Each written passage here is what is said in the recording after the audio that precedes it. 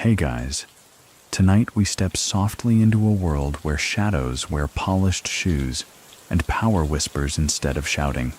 Picture it, Brooklyn, 1911. Rain slicks the cobblestone streets. A boy no taller than your dresser steps off a boat with his mother's hand in his and a slight limp in his left foot. His name is Gaetano Lucchese, but one day, years from now, he'll simply be known as Tommy. And that limp? It won't slow him down. It'll become part of his legend. You can almost feel the wet air clinging to his worn coat, the bustle of the Brooklyn Navy Yard in the distance, the creak of dock boards as families find their footing in a new world. Most kids like Tommy wouldn't last a week in what was then New York's wild immigrant cauldron, let alone rise through it. You probably wouldn't survive your first lunch break. But Tommy, he watches, he listens, and most of all, he stays quiet. So, before you get comfortable, take a moment to like the video and subscribe, but only if you genuinely enjoy what I do here. Let me know in the comments where you're listening from and what time it is by you. I'm always curious how far these stories travel. Now, dim the lights, maybe turn on a fan for that soft background hum, and let's ease into tonight's journey together. Tommy Lucchese doesn't speak much at first. His world is a cold one. Bitter winters in East Harlem, 3 families to a floor, soup that tastes more like tin than tomatoes. He watches his father, a bricklayer with cracked hands and no time for bedtime stories, slog back and forth from job to job. But Tommy learns early. There's no reward in complaining. There's only grit, or the gutter. That limp? It came from an accident in a machine shop. One wrong slip while cleaning a piece of equipment, and 2 toes vanished into steel teeth. Most boys would have been sent home to mend or to cry. Tommy?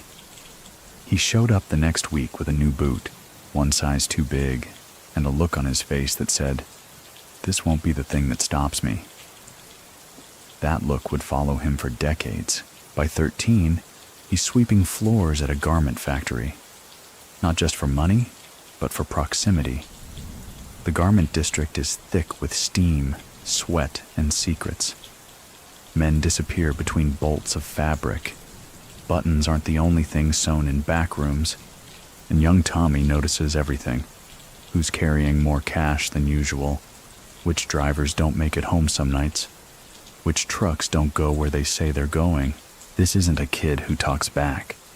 It's a kid who learns the value of keeping your mouth shut. But the real turning point comes one autumn afternoon on East 107th Street. There's a card game behind a delicatessen.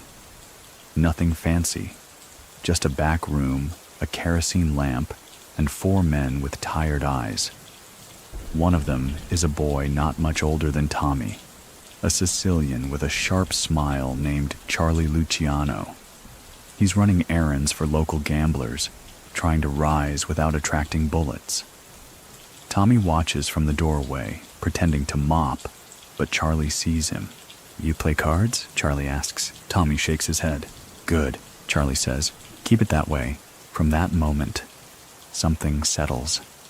A thread stretches between them. Not a friendship yet, but a recognition. They're both boys pretending not to be boys. Both sons of Sicily trying to outgrow their father's shadows. Historians still debate whether it was Charlie Luciano or Frankie Yale who first pulled Tommy into the life. Many people still think that Yale handed out favors like candy, grooming young boys into enforcers. But the truth likely lies somewhere foggy between friendship and recruitment. Regardless, by 15, Tommy's running errands no teenager should be running. He carries envelopes under his coat. He memorizes addresses and never writes them down. He learns to nod instead of answer. One hot July evening, he's asked to sit at a corner table of an Italian cafe. not to eat, but to be seen. A man named Salvatore Tequila is passing through. Tommy doesn't speak. He just sips espresso and listens. Later, someone asks, "Who's the kid?" "No one," comes the reply. "But he'll be someone." By now, the name Lucchese is starting to buzz among small-time players. Not because of violence. Tommy's not known for cracking heads, but because no one's quite sure what he knows. And that makes people nervous. The most dangerous guy in the room isn't the one holding the bat. It's the one sitting near the door saying nothing and somehow still leaving with a bigger envelope than everyone else. He doesn't flash jewelry. He wears pressed shirts and shoes that look polished even on rainy days. His voice, calm. His eyes, never where you expect them.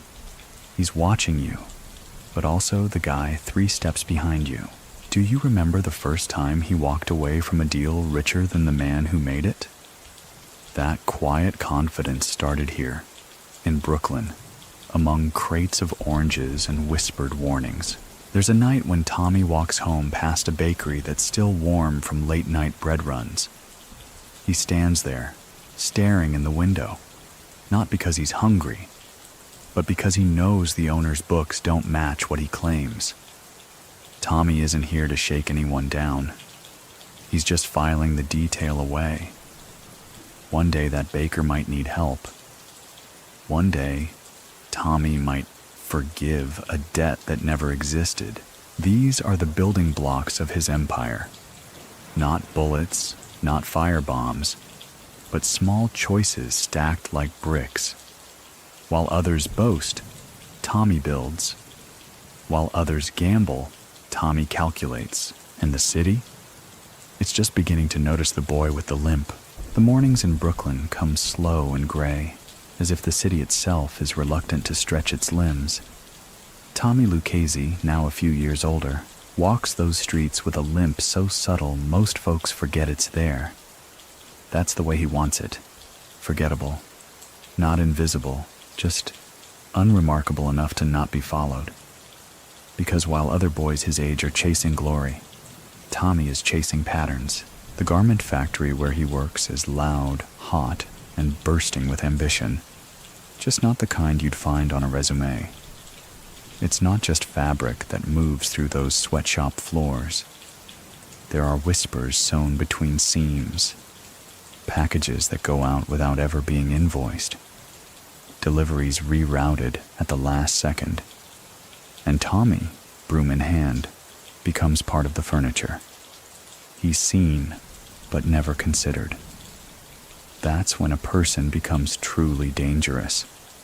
When people forget to guard themselves around him, he starts noticing which foremen are scared of which truck drivers, which names make even the oldest machinists glance at the floor. He isn't trying to be a spy. He's just observant. Tommy sees who's skimming, who's lending, and who's pretending. It's all data to him, gathered quietly like loose pins off the factory floor. One afternoon, a bundle of fabric falls, and Tommy goes to retrieve it. Beneath the cloth is a small, crumpled envelope tucked between bolts of imported wool. He doesn't open it, doesn't need to. He hands it to the floor supervisor, who studies Tommy's face for a beat too long before snatching it back. From that day forward, Tommy's broom is retired. He's given delivery responsibilities. His first route, a walk across 2 boroughs to deliver a single shoebox to a cobbler who doesn't sell shoes. Inside, no one tells him. But the nod he gets when he hands it over is more valuable than the contents. What Tommy's learning, slowly, methodically, is that silence is a currency, and he's already accumulating wealth. He's soon tasked with shadowing an older man named Vito the Brush Sereno, so named for his slicked-back hair and ability to paint scenes that no jury could ever quite believe. Vito runs minor rackets in the garment district, mostly involving union reps who enjoy cigars more than spreadsheets. Tommy doesn't talk. He watches, listens, absorbs. Vito, for all his dramatics, takes a liking to the quiet kid. "You're like a shadow that pays attention," he tells Tommy one evening over a dish of overcooked spaghetti. "Most people just follow. You already know where we're going." It's under Vito that Tommy learns the invisible ropes, how to spot a cop even when he's off duty, how to fold a bribe into a handshake, how to disappear in a crowd without leaving your seat. These aren't lessons you learn from a book. They're passed down in gestures, in raised eyebrows, in silence between bites. But Tommy doesn't just copy, he evolves. In time, he starts improving Vito's system. He shifts the pickup times by half an hour, changes delivery routes, suggests new drop points, less risk, less overlap. Vito doesn't mind. He likes not getting arrested. By the age of 19, Tommy has earned something that many men in the life spend decades chasing: trust, not respect. Respect can be faked. But trust? That's rare. That's when someone hands you a key and sleeps soundly, knowing you've got it. And so Tommy starts getting real work. His first big job involves rerouting a shipment of luxury textiles meant for a midtown designer. The kind of fabric that ends up on Fifth Avenue mannequins. The truck breaks down in Jersey. The contents get damaged. And suddenly, a certain tailor with underground connections has just the thing a new nightclub needs. At a discount, of course. Mainstream history doesn't record this job. But the tailors of the time, they remember. And some even whisper that it was Lucchese's move that first tied the garment district to the five families' deeper pockets. Many people still think that the Mafia only made money through rackets and blood. But those people forget. Every dress, every uniform, every roll of thread passed through someone's hands. And for decades in New York, those hands belonged to Lucchese's people. Tommy isn't flashy, he doesn't shout, but he starts drawing interest. One day, Charlie Luciano reappears. Older now, sharper, hungrier. He finds Tommy in a midtown cafe, sipping espresso like it's a performance. "You still play cards?" Charlie asks. Tommy smirks. "Only the games I can fold without losing." That's all Charlie needs to hear. What begins is not exactly a friendship, but an alliance. Charlie likes soldiers who don't need babysitting. Tommy isn't a bruiser. He's a mechanic, a systems guy. And Charlie sees the future. Not shootouts, but structures. Not wars, but networks. And Tommy, he's fluent in that language. Together, they orchestrate minor movements. Money shuffling from dry cleaners to dance halls to docks. Each loop tighter than the last. Tommy's specialty becomes stability. He doesn't run things hot. He keeps them cool, predictable. He also begins dressing the part. Slim ties, cufflinks, shined shoes that never scuff. You'd think he was going to a city council meeting, not a sit-down. And that's the point. Lucchese becomes known for being deceptively professional. A mobster you'd mistake for an accountant. Until the books close in your face. One night, Vito the Brush vanishes. Rumors fly, FBI snatch, internal punishment. Maybe he finally retired to Miami. But Tommy? He doesn't blink. He inherits most of Vito's operations and expands them with surgical calm. Do you remember when he first walked into the union offices wearing that gray overcoat and left 30 minutes later with 2 new trucking routes? No threats, no bribes, just a conversation and a handshake. Some men burn bridges. Tommy builds toll booths. The garment district transforms. It's no longer just a sweaty cluster of labor and seams. It's an empire. And Tommy's holding the thread. By the mid-1920s, Tommy Lucchese, no longer walks through the garment district unnoticed. He's not loud, he's not theatrical, and he certainly doesn't make headlines. But he leaves impressions, just not the kind that show up in newspapers. Among tailors and truckers, his name becomes shorthand for, "You'd better not screw this up." And in the hazy back rooms of New York's underground, his presence at a table means the real meeting has just begun. He's no longer the quiet kid carrying shoeboxes. Now he's the one deciding who carries what. That's when the real gravity of Charles "Lucky" Luciano pulls Tommy into orbit. Luciano is climbing, fast. He's sidestepping the old Sicilian traditions that keep men in fear and instead building something modern, a syndicate with rules, a business-minded underworld. And Tommy? He fits the mold perfectly, not because he craves power, but because he understands infrastructure.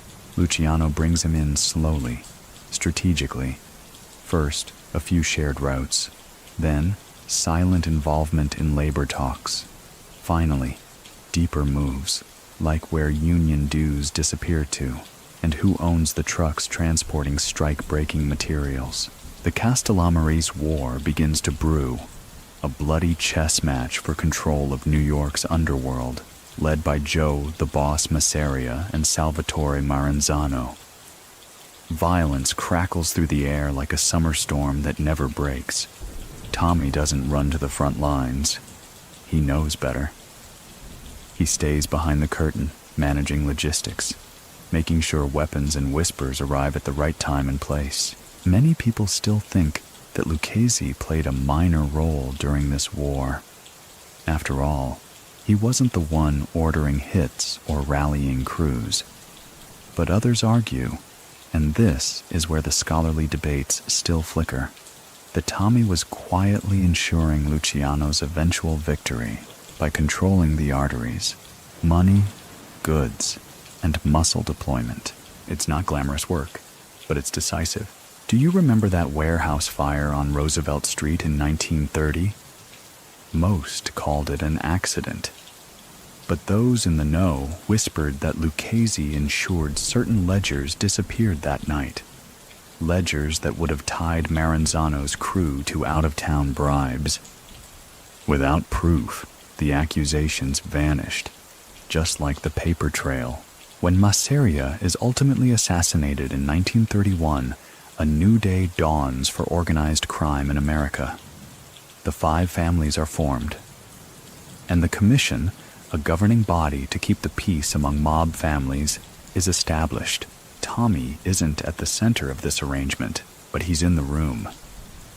Not speaking much, just nodding, observing, committing the entire structure to memory like blueprints for a building no one else realizes he's already reinforcing. Soon after, Luciano rewards him, not with gold or ceremonies, but with something far more valuable, his own seat at the table. Tommy is handed control of what was once Gaetano Reyna's operation, a collection of rackets that stretch from the Bronx to parts of Manhattan. Quietly, subtly, it becomes the Lucchese family. But Tommy doesn't rush to stamp his name on it. That's not his way. For him, power doesn't need a banner. It just needs to function without falling apart. He begins reshaping the family, not through violence, but through efficiency. Bookkeeping, negotiations, whispered understandings. He doesn't need to threaten anyone. He just makes it more profitable to agree with him. A prime example, the labor unions. Most mobsters see unions as cash cows to be milked aggressively. Tommy? He sees them as ecosystems. He doesn't just take, he invests. He helps certain leaders rise, protects pension plans, just enough to keep workers content, and ensures shipping routes run like clockwork. In return, he gets loyalty, stability, predictability, and a cut of everything. He also introduces something few mobsters ever bother with: mediation.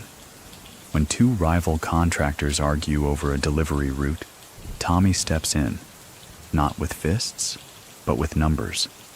He shows who's losing more by fighting than by cooperating. The result? Fewer bodies, more revenue.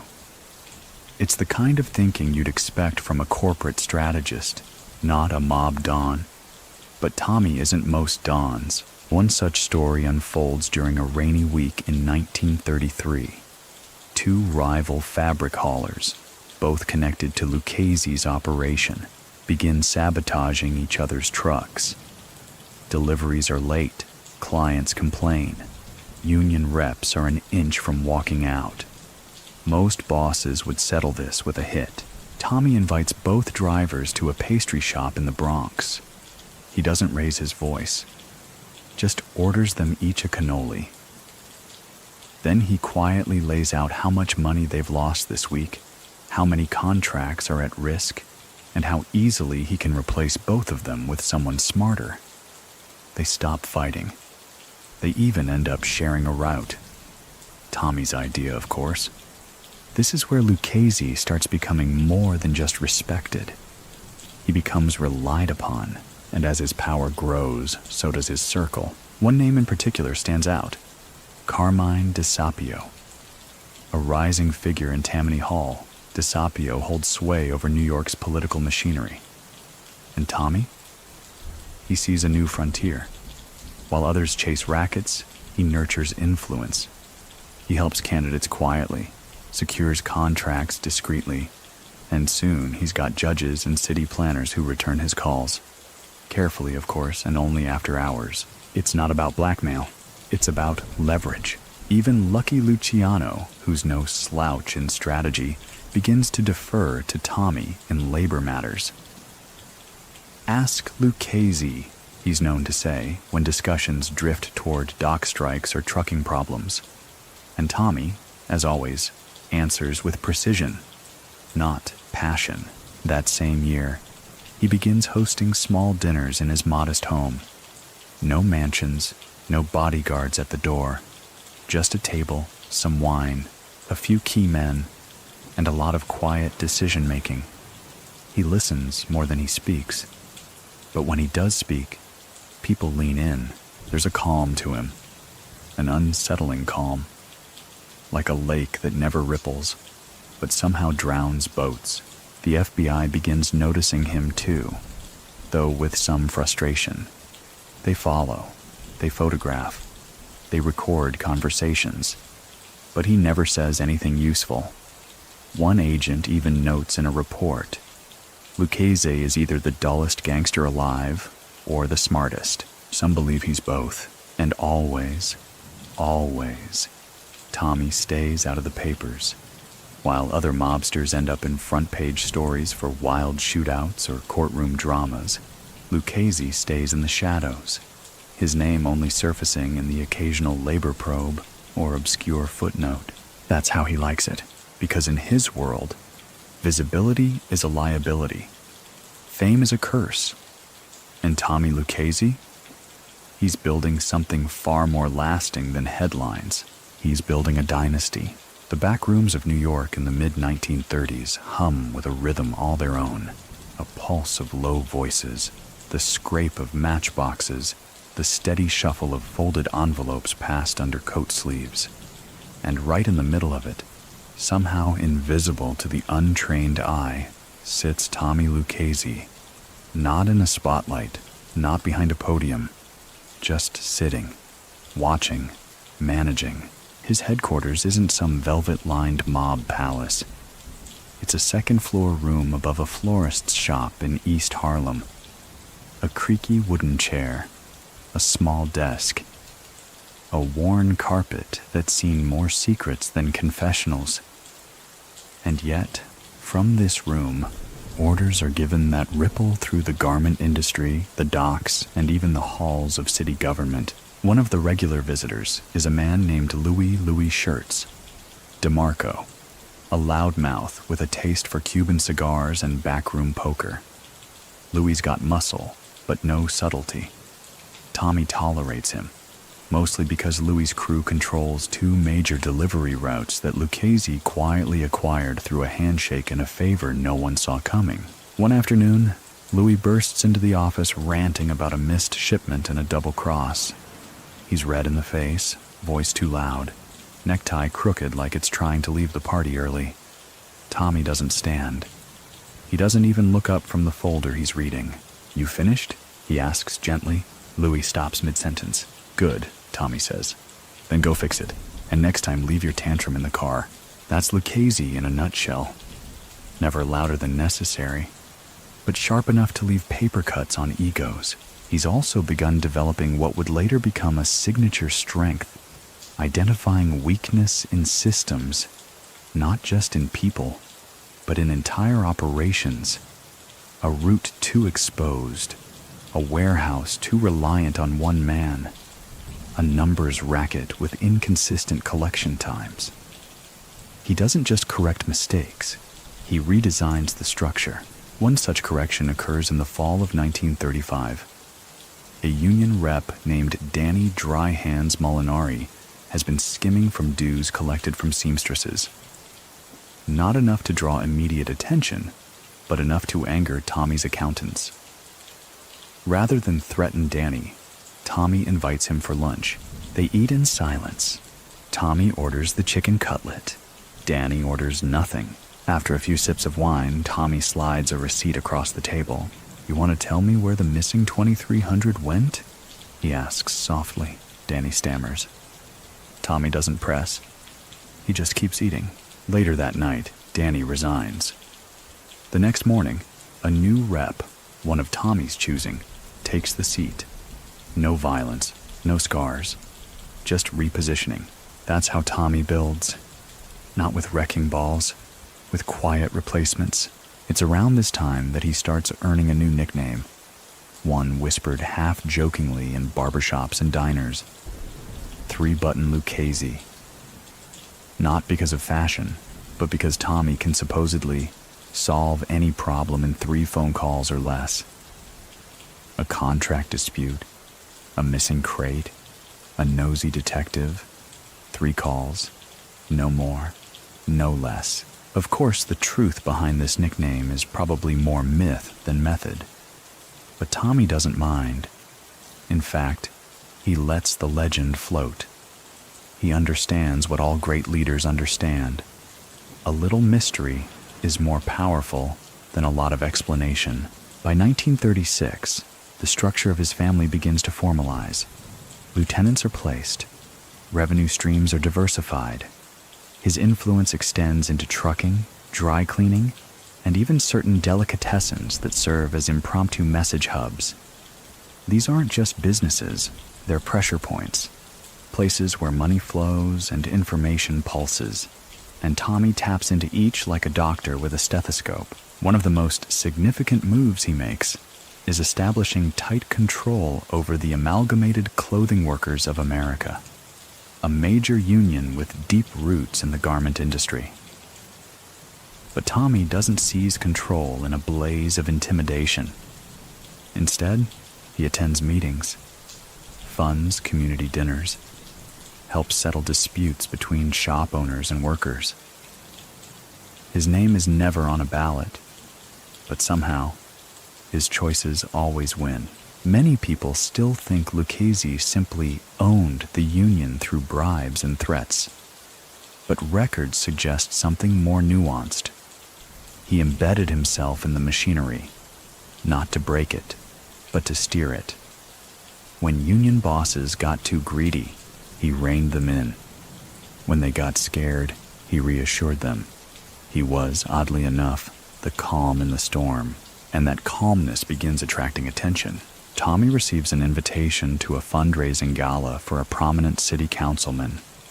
It's the kind of event where mobsters usually stay far, far away.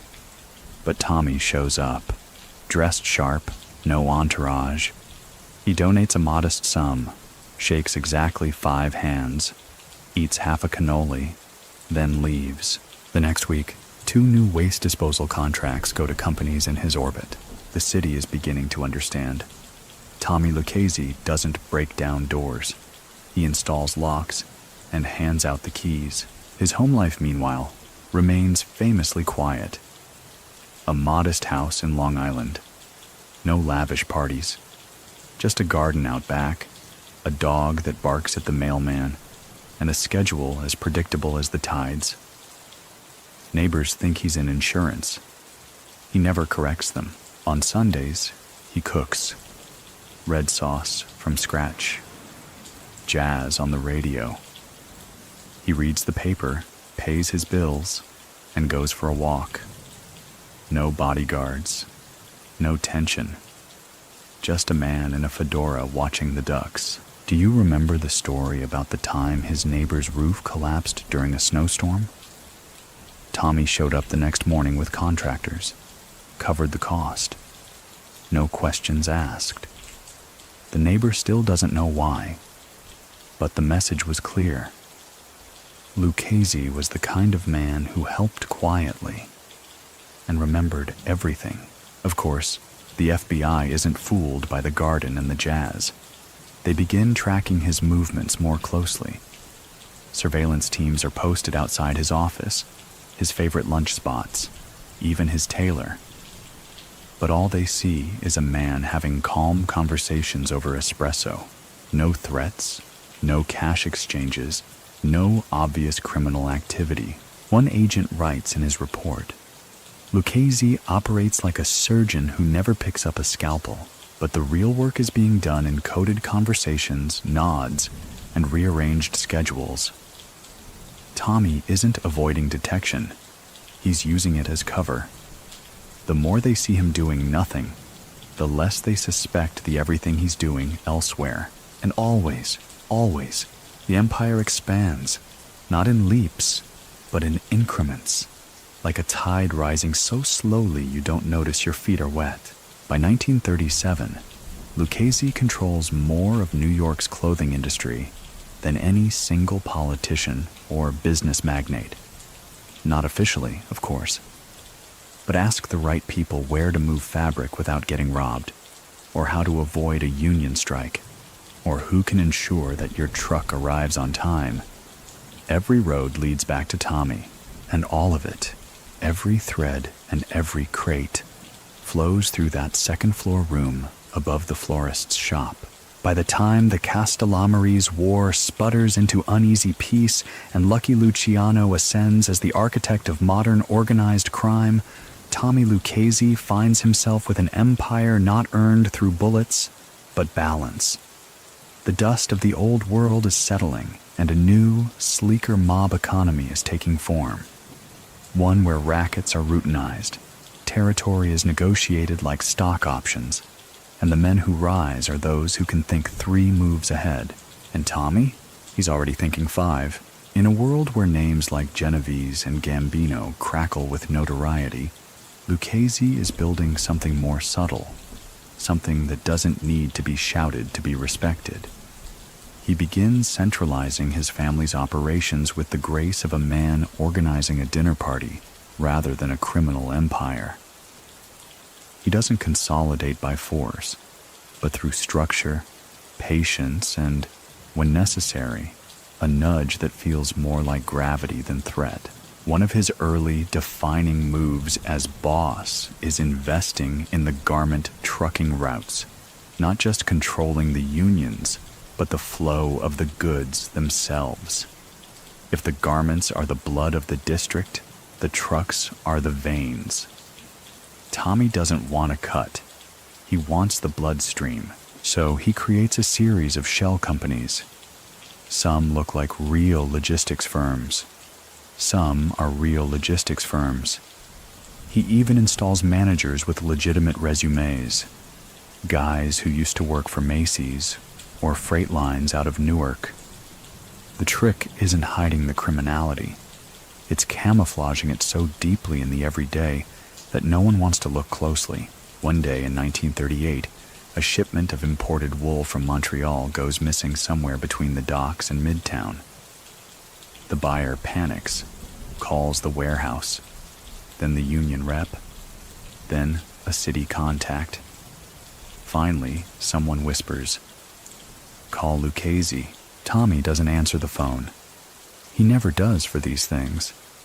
But by noon the next day, the shipment is back, miraculously found in a secondary storage unit, accidentally mislabeled. The buyer never asks questions again. He just sends a bottle of scotch and a thank you note. That's the kind of power Lucchese prefers. No guns, no blood, just results.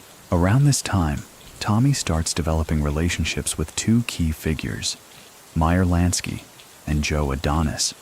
Now, Lansky, brilliant, calculating, almost algebraic in his logic, is a natural partner for Tommy. They both value efficiency, discretion, and infrastructure. Their conversations, people say, are less about who's next and more about what's next. Investments, routes, foreign ports, the future. Adonis, on the other hand, is all charm and street swagger, but even he can't deny Lucchese's rise. Tommy's the guy you want fixing your roof, he once joked. Not flashy, just quiet, dry, and permanent. But Lucchese isn't just dealing with allies. He's also navigating rivals, particularly Vito Genovese, a man as ambitious as he is volatile. Genovese respects Tommy, but doesn't understand him. What does he do? Vito once asked Luciano in frustration. Lucky laughed. He does everything, he just doesn't do it loud, and it's true. While Genovese and others jostle for headlines and rank, Tommy builds a scaffolding no one sees until they're already standing on it. One of Lucchese's key innovations is in payroll. No, not laundering it, but standardizing it. He sets regular payout schedules for his crew, predictable envelopes, no guessing, no shorting, no come back Tuesday. You'd think it was a municipal job the way he ran it. And that kind of consistency builds loyalty the way threats never could. Many people still think that mob power came down to who had the most soldiers, the best shooters. But Tommy's greatest weapon was something quieter, stability. His men didn't have to hustle to survive. They just had to stay useful and respectful. Do you remember the name Vincent Beans Arlotta? Small-time enforcer turned errand boy. He made the mistake of pocketing a little extra from a numbers run, just a few $100. Other bosses might have had him dumped in a canal. Tommy? He invited Beans to his office, offered him espresso, asked if he liked his job. Beans nodded, nervous. Tommy smiled. Then don't steal from it. Beans returned every cent, and was never disloyal again. That's how Lucchese ruled, with measured words and the sense that second chances weren't given twice. Meanwhile, his ties to labor deepen. By the early 1940s, he's the invisible hand behind a half-dozen unions, not just the garment ones, but trucking, food distribution, and even restaurant workers. His influence reaches into hotel kitchens and backstage theaters. If you needed uniforms, linens, meat, or liquor in bulk, there was a decent chance Tommy's crew touched it. The scope of his control amazes even his contemporaries. Carlo Gambino, famously laconic, once remarked, "Lucchese has his own city within the city, but Tommy never flaunts it. He drives modest cars, lives in a quiet neighborhood. His biggest indulgence? A handmade Italian overcoat he wears like armor. That, and a fondness for fresh cannoli. One afternoon, as World War II stretches into its final years, Lucchese walks through the garment district with an out-of-town associate. The associate marvels at the scale, the trucks, the people, the movement. "You own all this?" he asks. Tommy shrugs. "I keep it running." That's his magic. Ownership isn't about names on deeds. It's about being the one everyone calls when something goes wrong, and the one they never thank when it goes right. The FBI, of course, is paying attention. They increase surveillance, tap phones, flip bookies, and tail warehouse clerks. But Lucchese remains an enigma. They have pictures of him entering buildings, shaking hands, sitting in diners, but no crimes, no quotes, no leverage. One agent describes him as a chess player who hides his pieces after every move. Even the IRS takes a swing, trying to audit his real estate holdings. But Tommy's smart. Properties are in other names, trusts, companies within companies. He's not above the law, he's behind it, like a man pulling the curtain in a puppet show. And as his reputation grows, so does his reach. His influence begins creeping into construction, scaffolding firms, cement companies, electricians. If a building is going up in Midtown, Tommy's fingerprints are probably on a permit, a pipe, or a payroll slip. Still, he keeps the same office, same desk, same flower shop below. A city of 10 million people, and his empire hums from a room smaller than your average deli. What makes Lucchese different, what truly separates him from his peers, isn't just his strategy. It's his refusal to believe in chaos. He doesn't like emergencies, doesn't tolerate surprises. He believes deeply that crime, like industry, should run on a schedule. And that belief, that obsession with order, it's about to help him reshape the mafia itself. The war ends, and New York returns to business. But business now wears a new face. Slicker, faster, more ambitious. Construction cranes dot the skyline. Trucks roll heavier. Men in suits start talking about suburbs instead of street corners. But underneath it all, in the rivets and the receipts, Tommy Lucchese continues to weave his web. Not with flair, but with frightening consistency. The end of the 1940s sees many crime families scrambling. The old ways are failing. Brute force isn't enough anymore. The FBI is getting smarter, politicians slipperier. Yet through all of this, Lucchese's family not only survives, it thrives. Quietly, efficiently, almost politely. And a big reason? The commission. When Lucky Luciano sets up the commission in 1931, a sort of mob United Nations meant to prevent wars between the five families, he knows he needs more than muscle at that table. He needs architects, strategists, and Lucchese, even then, is already known for being the only man who can settle a territorial dispute without drawing a map or blood. The commission meetings are famously tense affairs. Picture it. A dim room, cigarette smoke curling through the air. 5 bosses each pretending not to be worried about the other's ambitions. And Tommy? He sits slightly back, eyes half-lidded, fingers steepled. He doesn't interrupt, doesn't grandstand. But when tempers flare, when Anastasia bangs a fist or Genovese snarls through his teeth, Tommy calmly clears his throat, says 2 sentences, and the storm passes. One such moment becomes legend. 1951. During a dispute between the Profaci and Bonanno factions over waterfront kickbacks, both sides are ready to walk. Voices rise. A glass breaks. And then Lucchese leans in and mutters something to Gambino, barely audible to the others. Whatever it was, it causes Gambino to nod slowly and whisper to his cousin on the Profaci side. Suddenly, the air cools. The room settles. The handshake comes 10 minutes later. No one ever learns what Tommy said. That's the thing. He doesn't need volume. He's the stillness that rearranges everyone else's chaos. His ability to navigate these volatile waters earns him a nickname in certain circles, Il Tessitore, the Weaver.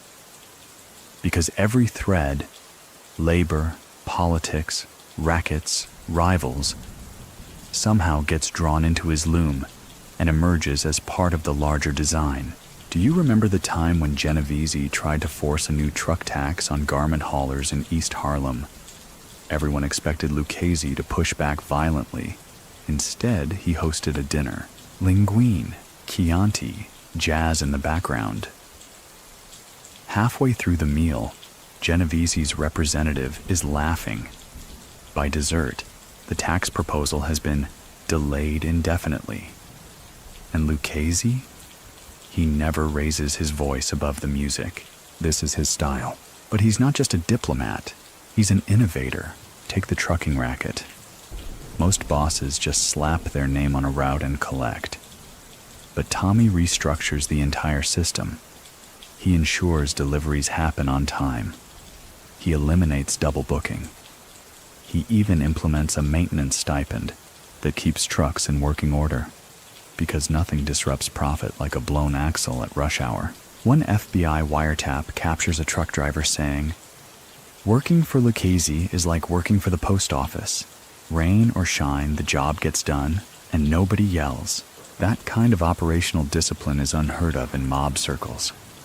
But Tommy doesn't care about traditions. He cares about results. Even his approach to bribes reflects this philosophy. He doesn't throw money at problems. He researches, learns a judge's favorite wine, a city clerk's daughter's piano recital schedule, a councilman's side business. He doesn't buy people. He earns their reliance. By the late 40s, he begins to focus on a new industry. Air freight. The world is changing. Planes are faster. Luggage holds are bigger. Airports are becoming hubs of commerce. And Lucchese sees something most of his peers don't. Cargo is the future, so he begins making quiet inroads at LaGuardia and Newark. He places men in warehouse positions, helps promote union leaders who understand the importance of discretion. He doesn't announce these moves. He just ensures that certain shipments, those full of jewelry, furs, or imported silks, start arriving just a little slower, and only through doors he controls. Historians still debate the full scope of Lucchese's influence on air freight. Many people still think that the airlines themselves were unaware of how deep mob fingers went into cargo manifests. But others insist. Without Lucchese's nod, certain crates simply didn't fly. And then there's the politics. Tommy's friendship with Carmine DeSapio matures into something far more potent in the late 40s. DeSapio, a rising star in Tammany Hall, becomes a valuable conduit between city government and Lucchese's network. The two men never appear in public together. But construction permits, waste disposal contracts, and zoning decisions start falling in Lucchese's favor with alarming regularity. They say Tommy once got a city council vote flipped with a single phone call, but if that call happened, no one ever heard it. Even the police begin to soften around him. Not because he's paying them off, but because he doesn't cause noise. When someone is murdered in Manhattan, it's rarely a Lucchese man. When shipments are stolen, his crew returns them before complaints are filed. He becomes useful, like an emergency generator. When things break, Tommy knows how to get them running again, and he never forgets a favor. Do you remember the story about the bakery strike in Brooklyn? A union rep demanded double pay for holiday shifts. The bakeries revolted. Shelves went empty. Panic set in. And in walked Lucchese, smiling. 2 meetings later, a compromise was reached. No one got rich. But the shelves stayed full, and the union voted to re-elect their boss unanimously. No one could prove Tommy brokered the deal, but his brother-in-law's cousin suddenly owned a delivery route through 3 boroughs. Coincidence? Doubtful. And all the while, the Lucchese family remains stable. No coups, no public power struggles. While other families tear themselves apart, Colombo's infighting, Bonanno's rebellion, Tommy's men stay quiet, paid, loyal, respected. Even his lieutenants speak about him with reverence. "He's not just our boss," one was overheard saying. "He's our planner." Another, "You work for Tommy? You know where you stand. You don't have to watch your back." He already did, and that's the secret. Lucchese doesn't rule through fear. He rules through forethought, through preparation, through the comforting hum of predictability. His empire isn't the flashiest. It doesn't make headlines, but it endures, like a city bus that always arrives on time, even when no one thanks the driver.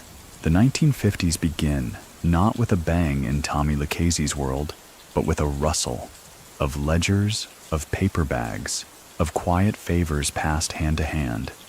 New York is changing rapidly. The skyline is rising. Television is replacing radio. Suburbia is bleeding workers from downtown. But the garment district still breathes steady, and the trucks still roll down narrow streets carrying bolts of silk, cash-stuffed envelopes, and the silent fingerprints of Lucchese's network.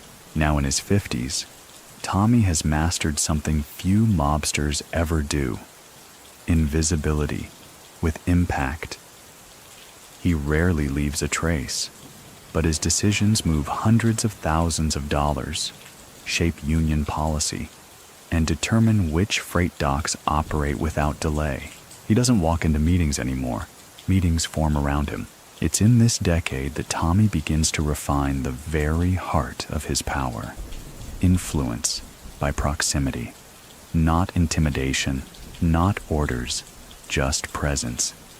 He sits at the edge of a restaurant booth while city officials, district leaders, and businessmen shuffle in and out. They don't get instructions from him. They get clarity, reassurance, direction. Sometimes he doesn't even speak. A nod, a glance, a hand resting on the table for just a second longer than usual. That's all it takes. The language of a man who long ago realized words are often less effective than weather. One of his favorite haunts during this time is a small Italian eatery in the Bronx. White tablecloths, low ceilings. Always smells like garlic and fresh bread. Booth in the back. Same one every time. On a Tuesday in April 1952, a young union official named Jerry Ferraro is brought there by one of Lucchese's men. Jerry's been causing ripples, asking questions about dues, breaking tradition with suggested audits. Tommy sits him down, orders 2 glasses of wine, doesn't accuse, doesn't threaten. "You ever go fishing?" Tommy asks. Jerry hesitates. "Not really. You should try it. It teaches you to be patient, and it reminds you. Some things stay under the water for a reason." Nothing more is said. Jerry finishes his wine, leaves, and 2 days later, withdraws his complaints. He gets promoted 6 months later. Coincidence? Maybe. Maybe not. But the message is clear. Lucchese doesn't just control money, he controls tempo. Do you remember that brief strike that almost crippled the fashion district in late '53? Everyone was bracing for a shutdown. Politicians scrambled, reporters readied their headlines, but then a miracle. Compromise, a renegotiated wage, an agreement between management and labor. No public savior was named, but insiders knew it was Lucchese, not by force, by facilitation. That's his signature. Not red ink, but absence of black eyes. And while his influence deepens in labor, his reach into legitimate enterprise grows quietly through the 50s. Trucking routes become intertwined with municipal contracts. Cleaning companies linked to his men win sanitation deals in Queens. A quiet word from Lucchese ensures that restaurants on 9th Avenue get their linens on time, and their inspections passed. He even begins dipping into cultural institutions. A quiet rumor floats through city art circles that a sudden donation to the opera came through a friend of the tailoring trade. No name attached, But the seat that donation bought? Always left empty, except once a year when Lucchese's wife attends a matinee alone. Tommy, for all his power, remains devoted to his family, not the mob family, the one at home. He takes his wife out every Sunday, same restaurant, same table. When his daughter gets married, he throws a quiet reception, small, tasteful, no gold fountains or orchestras, just a few long tables, fine pasta, and guests who know better than to bring cameras. He's also a man of habits.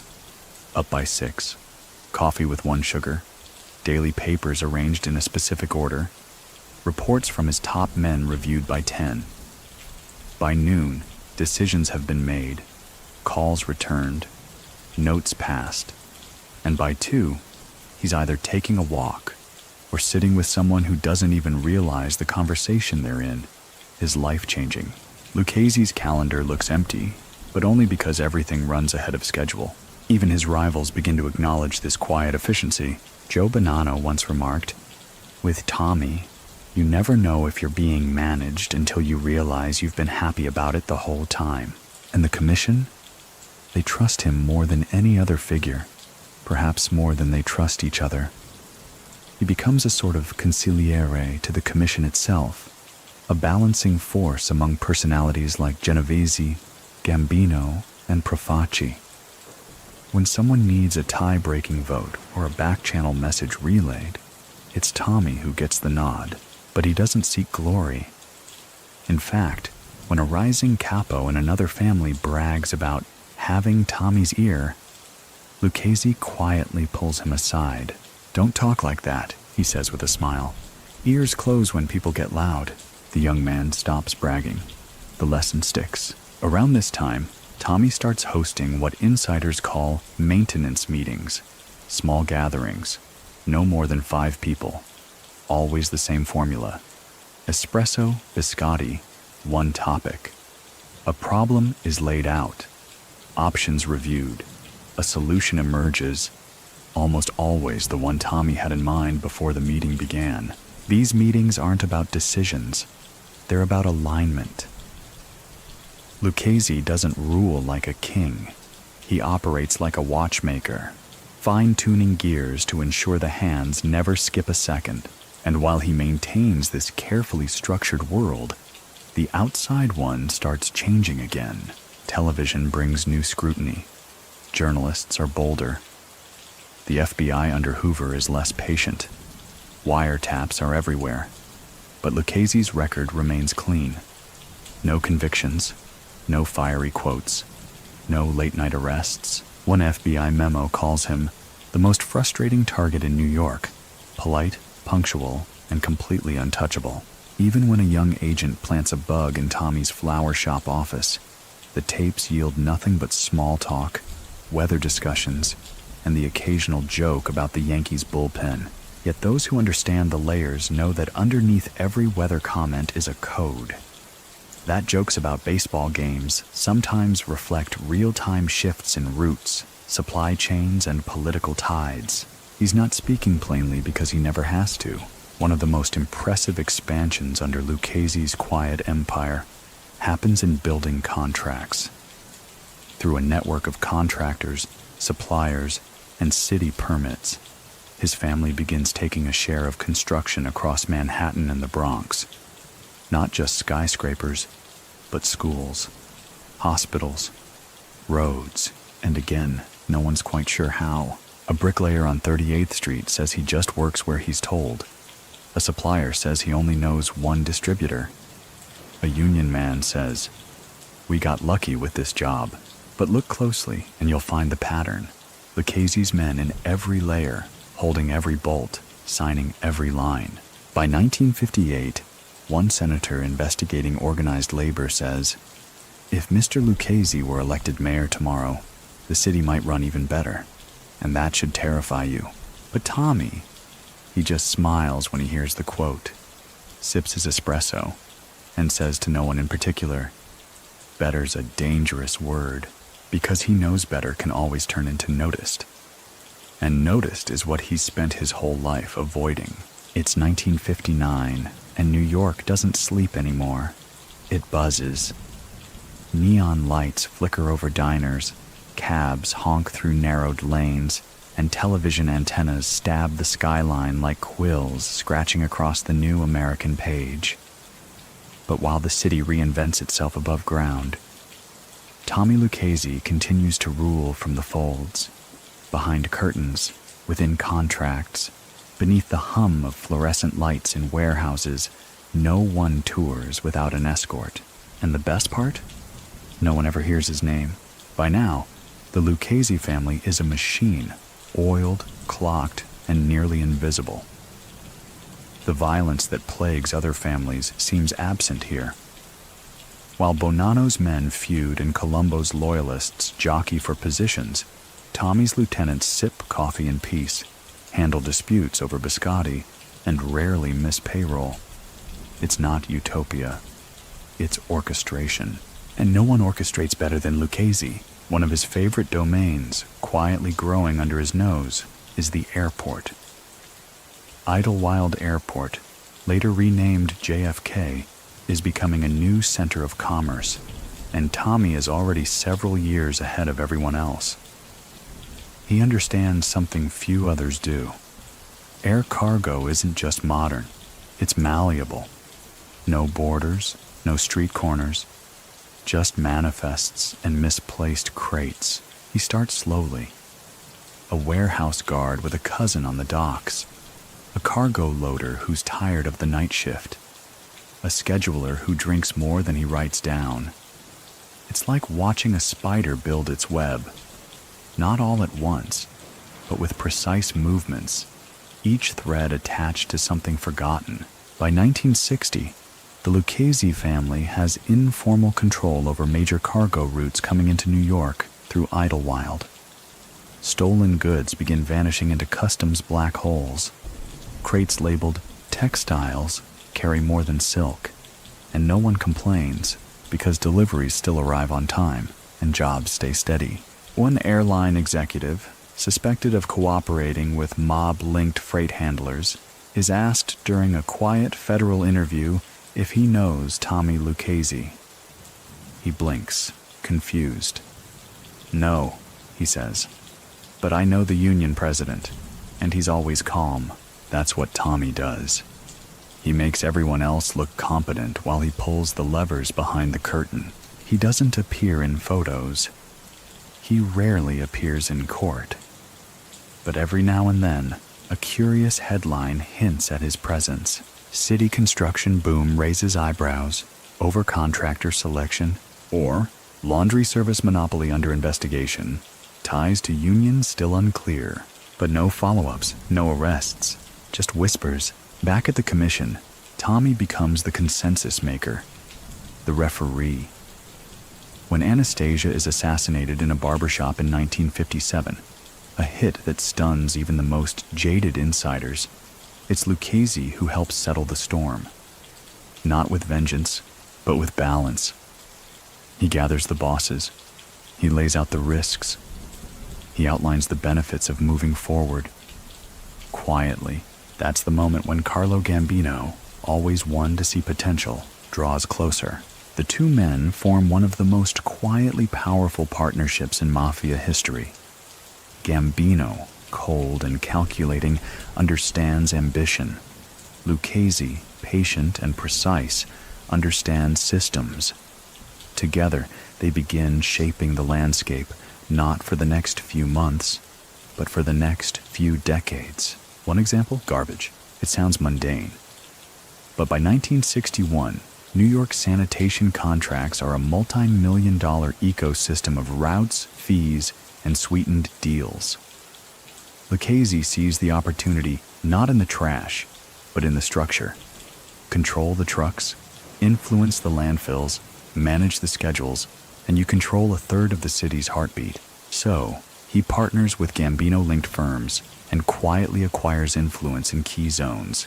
Bids are submitted, competitors disappear, and soon, entire neighborhoods are serviced by men who answer to Lucchese lieutenants. And still, no one says his name. Many people still think Tommy Lucchese avoided media scrutiny because he kept his hands clean. But those inside the life know better. He didn't avoid scrutiny. He made scrutiny boring. He wrapped it in process, delayed it with documentation, and diluted it with plausible deniability. One journalist once tried to write a feature on Lucchese's reach. After 3 months of interviews, he scrapped it, muttering, "It's like chasing smoke through a keyhole." Meanwhile, Tommy's image remains pristine, at least by mob standards. His suits are flawless, his shoes always polished, and his speech always kind, never coarse. The kind of voice that makes judges shake his hand and forget their own rulings. He even cultivates a reputation for generosity. Around Christmas, his crews hand out envelopes to shopkeepers, small ones, just enough to buy dinner. He sends a donation to a burned-down church in the Bronx, pays for a local boy's hospital bills, all quietly, all with no press. But the streets remember. Do you remember the butcher in East Harlem whose shop got robbed 3 times in a month? After the 3rd break-in, Tommy paid him a visit. Not with threats, but with advice. "Install a second lock," he said, "and take Sunday off. No one ever robbed that butcher again." That's the thing. Lucchese didn't rule by fear. He ruled by inevitability. Oppose him, and you found yourself gently frozen out. Suppliers stopped calling, trucks got delayed, inspectors visited more often. Nothing dramatic, just a slow fade until your business dried up like bread left out too long. He used pressure like a chiropractor. Firm, calculated, and always where it hurts just enough to make you reconsider your posture. But even with all this control, Tommy never let his men believe they were invincible. He constantly reminded them, the moment you think you're untouchable is the moment they write your name in ink. He stayed humble, cautious, and most of all, in control. His office, still above the flower shop, hadn't changed. Same curtains, same calendar, same ashtray from 1948. Visitors would remark on the lack of grandeur. One once asked, "Why not move to Midtown?" Tommy just smiled. "Why move a machine that's not broken?" And it wasn't. The Lucchese family, thanks to decades of quiet, deliberate expansion, had become the most stable criminal enterprise in New York. Others rose faster. Others burned brighter. But Tommy Lucchese, he built something better. He built something that worked. Tommy Lucchese doesn't believe in chaos. Not because he thinks the world is tidy, but because he knows that most disorder is the result of poor planning. To Lucchese, every mess is a decision someone failed to make on time. And by 1962, he's made just about every decision worth making. Quietly, efficiently, and long before anyone noticed, there was a choice to be made at all. The garment industry hums with synchronized precision. The air cargo operations, running out of both Idlewild and Newark, function like international clockwork.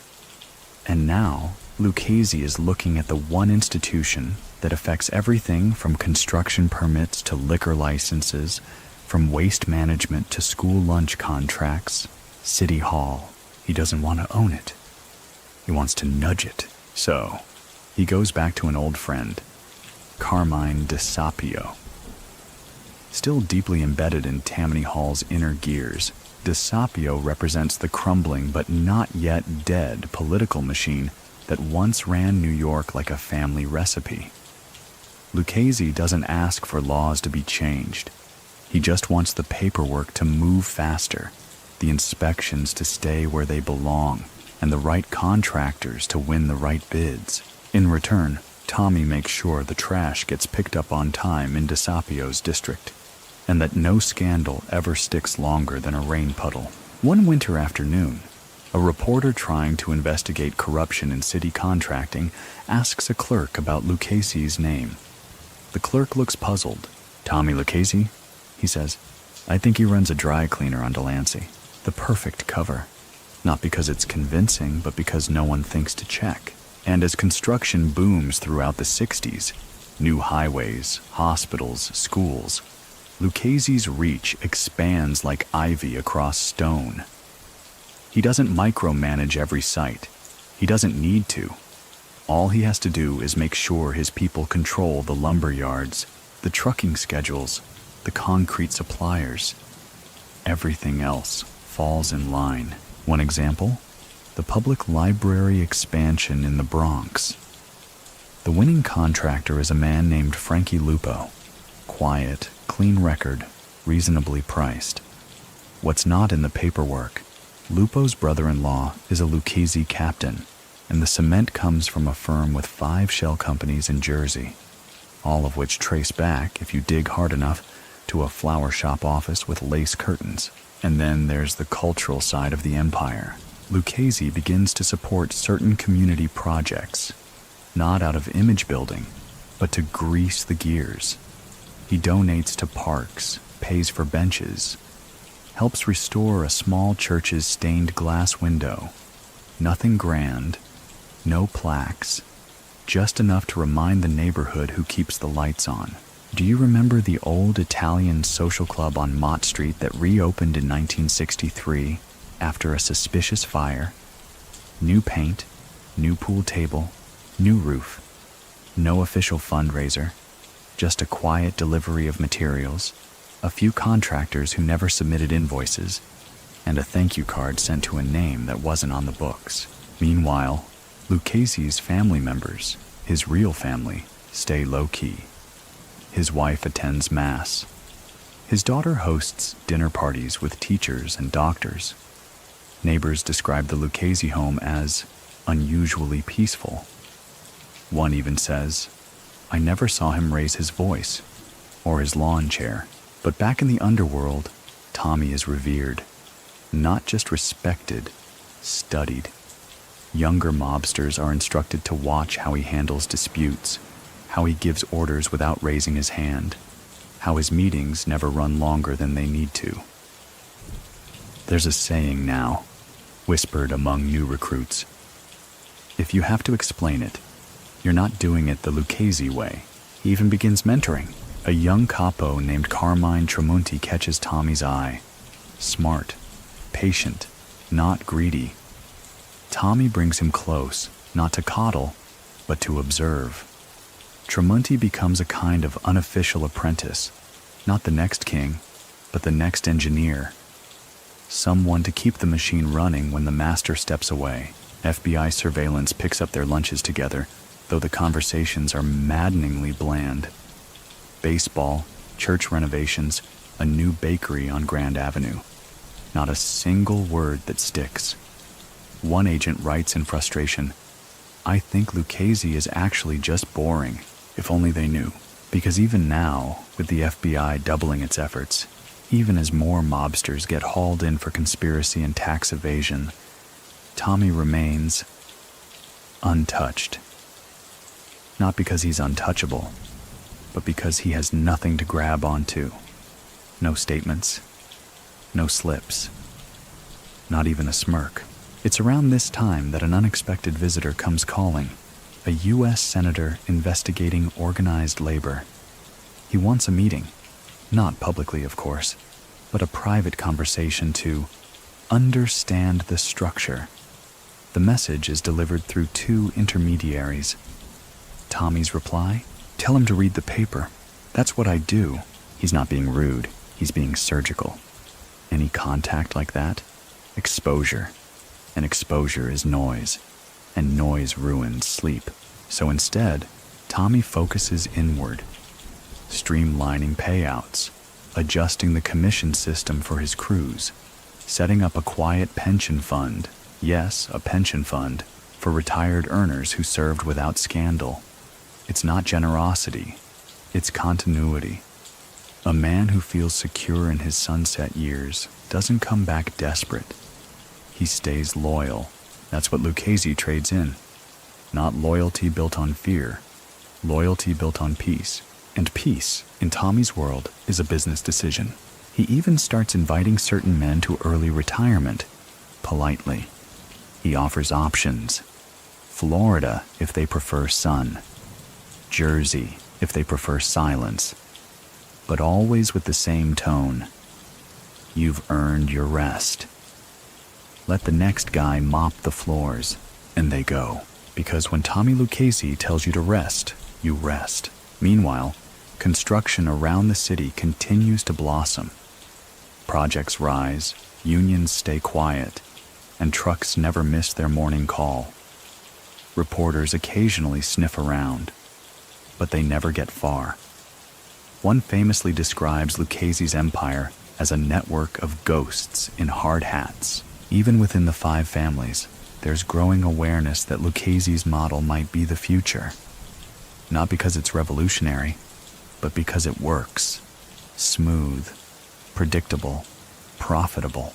Many people still think the mob was all about power through fear. But Tommy shows something else entirely. Power through function. When everything moves smoothly, when everyone gets paid, when no one dies unless absolutely necessary, well, then you've built something that doesn't just survive, it lasts, and that's the plan. While others chase headlines, Lucchese is chasing legacy, not statues, not ballads, but a system so well built it keeps running long after the architect has stepped away from the blueprint. And step away he soon will, but not yet. A man like Tommy Lucchese doesn't just build an empire, he tunes it. By the early 1960s, the machine he's engineered hums so precisely that even its flaws seem planned. Mistakes don't escalate, they get reassigned. Threats don't boil, they get diffused. And every operator in the system, from the guy driving a linen truck to the man skimming union dues, knows the rules haven't changed in 20 years. Lucchese's greatest strength? Predictability. That predictability is why, by 1963, Lucchese becomes something almost unheard of in mafia lore. A welcome guest in places where mobsters aren't even supposed to exist. City officials, those with delicate ambitions and risk-averse hearts, begin quietly inviting Tommy to dinner. Not for favors, for stability.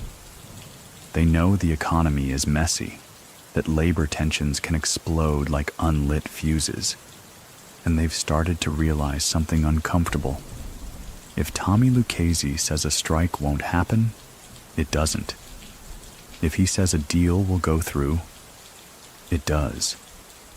If he doesn't return your call, well, you'd better rethink your strategy. One such event occurs at a midtown fundraiser for a mayoral hopeful.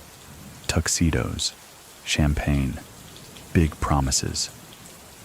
Tommy arrives without a tie, wearing a suit that whispers handmade in Palermo. He says nothing flashy, doesn't shake many hands. But by the end of the night, the candidate's press secretary is taking meetings with a consultant whose real resume begins and ends with "Tommy sent me." That's the thing. Tommy never walks through the front door. He rearranges the furniture until you open it for him. Meanwhile, his partnership with Carlo Gambino evolves into something closer to a silent merger. Their families don't fuse, but their operations do. Gambino handles the flashier rackets, gambling, extortion, Atlantic City. Tommy handles logistics, labor, international shipments, and the contracts no one sees coming. Together, they reshape how power flows, not as waves, but as tides. One joint venture, quietly launched in 1964, involves the longshoremen's unions at the Brooklyn waterfront. For decades, these unions have been hotbeds of chaos, strikes, injuries, missing cargo. But Lucchese and Gambino send in their own version of a cleanup crew. Administrators, not enforcers. Within 6 months, theft drops. Shipments arrive faster. Dock workers suddenly have health benefits that actually exist. The press calls it a labor miracle. The FBI calls it concerning. Neither is wrong, because behind the scenes, Tommy's family now takes a percentage of every cargo ship that docks between Red Hook and Staten Island. It's not extortion. It's consulting, as his men like to joke. One of his underbosses describes it like this: Tommy doesn't squeeze, he partners. You don't feel robbed, you feel supported. And then you realize your whole company wears shoes he picked out. By now, law enforcement is desperate to pin anything on Lucchese. They bug restaurants. They flip small-time earners. They follow envelopes like bloodhounds. Nothing. There's an infamous surveillance tape from 1965 where an FBI agent records Lucchese dining with two union officials. They talk about golf, a niece's wedding, tomato season, 45 minutes of soft laughter, polite compliments, and a discussion about whether it's acceptable to refrigerate olive oil. When the agents review the tape, they sit in silence. One finally says, either this guy is clean or he's Mozart. But just because he's hard to catch doesn't mean he's not being watched. Every move is now analyzed like scripture, and in that pressure, Tommy only becomes sharper. He stops taking meetings in obvious places, switches cars twice a week, keeps an old police radio by his desk, not to listen, but to know. He also begins prepping for what comes next. Carmine Tramonti, his longtime protege, is brought in closer. Tommy doesn't say much about succession. He just starts letting Carmine make decisions, watches him, corrects quietly when needed. The same way a violinist trains his fingers before handing the bow to someone else. At the same time, Lucchese expands his influence over who gets into politics, not just which bills pass. Local races, school boards, zoning committees. He starts backing candidates, not through donations, but through momentum. A few key endorsements, a nudge from a labor group, a mysteriously timed plumbing inspection for the opponent. Do you remember Councilman Radovich from Queens? Elected in a landslide in 1966. What wasn't reported: 3 of his campaign signs were printed by a company run by Lucchese's cousin. Coincidence? Maybe. But when Radovich later votes to expand a trucking route through East Elmhurst, guess whose shell companies start appearing on the contracts? Lucchese understands something deeper than policy. He understands people. He knows that most men, given the illusion of freedom, will choose the path of least resistance.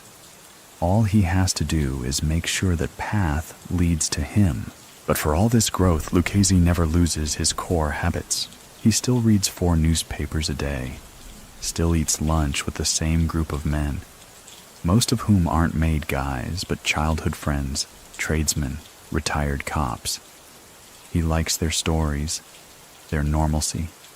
It keeps him grounded, and he never ever raises his voice. One day, a new associate, young, brash, interrupts a sit-down with a story about a new way to move betting slips that's revolutionary. Tommy listens, nods once, then looks him in the eye and says, "Revolutions are messy. I prefer trains." That associate is never invited back. Tommy's world is about precision. And by 1967, every moving part in his world seems to click. But the thing about perfect machines is, they eventually wear. That year, Lucchese begins to feel something unusual. Fatigue. It's subtle at first. A tightness in the chest. A cough that won't leave. He visits a doctor under a different name. The diagnosis is careful but clear.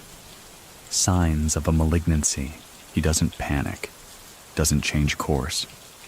He tells no one outside his most inner circle.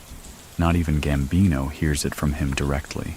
Instead, Lucchese gets more organized. He reviews ledgers with new urgency, reassigns responsibilities with surgical calm, calls in long unseen associates just to check on their comfort, and, most telling, He begins tidying his loose ends. Not debts, not vendettas, details. A rumor circulates that Lucchese requested all old meeting notes, coded of course, be reviewed and destroyed. Another rumor says he wrote personal letters to every man who'd served him more than 20 years. No threats, no instructions, just, "Thank you for keeping your head when others lost theirs." And even as the illness begins to sap him, Lucchese remains present. Every day at the office, every espresso stirred with a slow hand, every jacket folded just so over the back of his chair, because if he's leaving the stage, he's not going to stumble off it. He's going to step, quietly, gracefully, while the music still plays. The illness settles in slowly, like a fog that refuses to lift. Tommy Lucchese, once brisk and punctual as a clock, begins arriving just a little later. His suits, though still pressed to perfection, now hang slightly looser. He still reads the papers, still sips espresso with the quiet dignity of a man who's outlived too many headlines. But the energy, that invisible current, begins to ebb. The men around him notice. Of course they do, but they don't speak it aloud. Not because they're afraid. Tommy never ruled by fear, but because to name it would be to confirm that even the steadiest pillar can begin to tilt. And no one wants to see the machine without the mechanic. He senses it too, so he begins what only a few mobsters have ever dared attempt: succession with dignity. He starts by delegating without disappearing. Carmine Tremonti takes on more responsibilities. Some obvious, like managing payouts. Others subtle, like approving meeting locations and greenlighting new contacts. Tommy watches it all like a composer easing back on the baton, allowing the orchestra to carry the melody. But every so often, he still steps in, with precision. One such moment occurs in spring of '67, when a dispute arises between two trucking companies vying for a city contract in the Bronx. Both have loose ties to Lucchese. Both expect his support. Neither wants to back down. Tensions rise. Tommy calls a meeting. Not in the flower shop office, but in a quiet Italian restaurant that's been serving osso buco since Prohibition. The two parties sit across from him, nervous, trying not to sweat into their marinara. Lucchese doesn't threaten, doesn't even raise his voice. He just listens, then says, "You're both good at what you do, so do it on different days." The compromise is so simple it almost sounds like a joke, but it works. A shared contract, alternating delivery schedules. Both men leave relieved, grateful, loyal. That's the last direct mediation Tommy ever handles. From there, he becomes more like a ghost, present, but quieter. His phone calls shorten. His public appearances vanish. Even his neighbors notice. One says, he used to trim the hedges every Saturday. Then one day, he just sat and watched the garden grow. But behind closed doors, the work continues. Lucchese spends long hours reviewing financial records, not to audit, but to understand. He wants every dollar accounted for, every contact up to date. He treats it less like a crime family and more like a dynasty that needs its books in order before the patriarch steps away. One evening, he calls in 3 of his most senior men. No ceremony, no wine, just folded chairs in his living room. He gives each man a single envelope, contents unknown to all but the recipient, and simply says, "Protect what we built, don't make it louder, make it last." None of them ever speak about what was inside, and he doesn't summon them again. What's remarkable during this transition isn't just the order, it's the absence of ambition. No power grabs, no whispered mutinies, no schemes bubbling beneath the surface. Why? Because Tommy Lucchese left no vacuum. He planned every step like he always had. 2 years before anyone else even noticed the sidewalk cracked. Even the FBI, who who had been hounding him for decades, finally begin to understand they're witnessing the winding down of something rare. One agent writes in a memo, "Lucchese appears to be retreating from active command. No discernible disruption within the organization. Transfers appear pre-planned. Risk of instability? Negligible. Negligible." For a crime family with fingers in a dozen industries, ties to judges, and footprints in 3 states, that's legacy, that's control. As his health fades further, Tommy begins to shed the few visible signs of power. He stops wearing cufflinks, trades his monogrammed handkerchiefs for plain ones, starts walking without the ring that had once signaled his place in the hierarchy.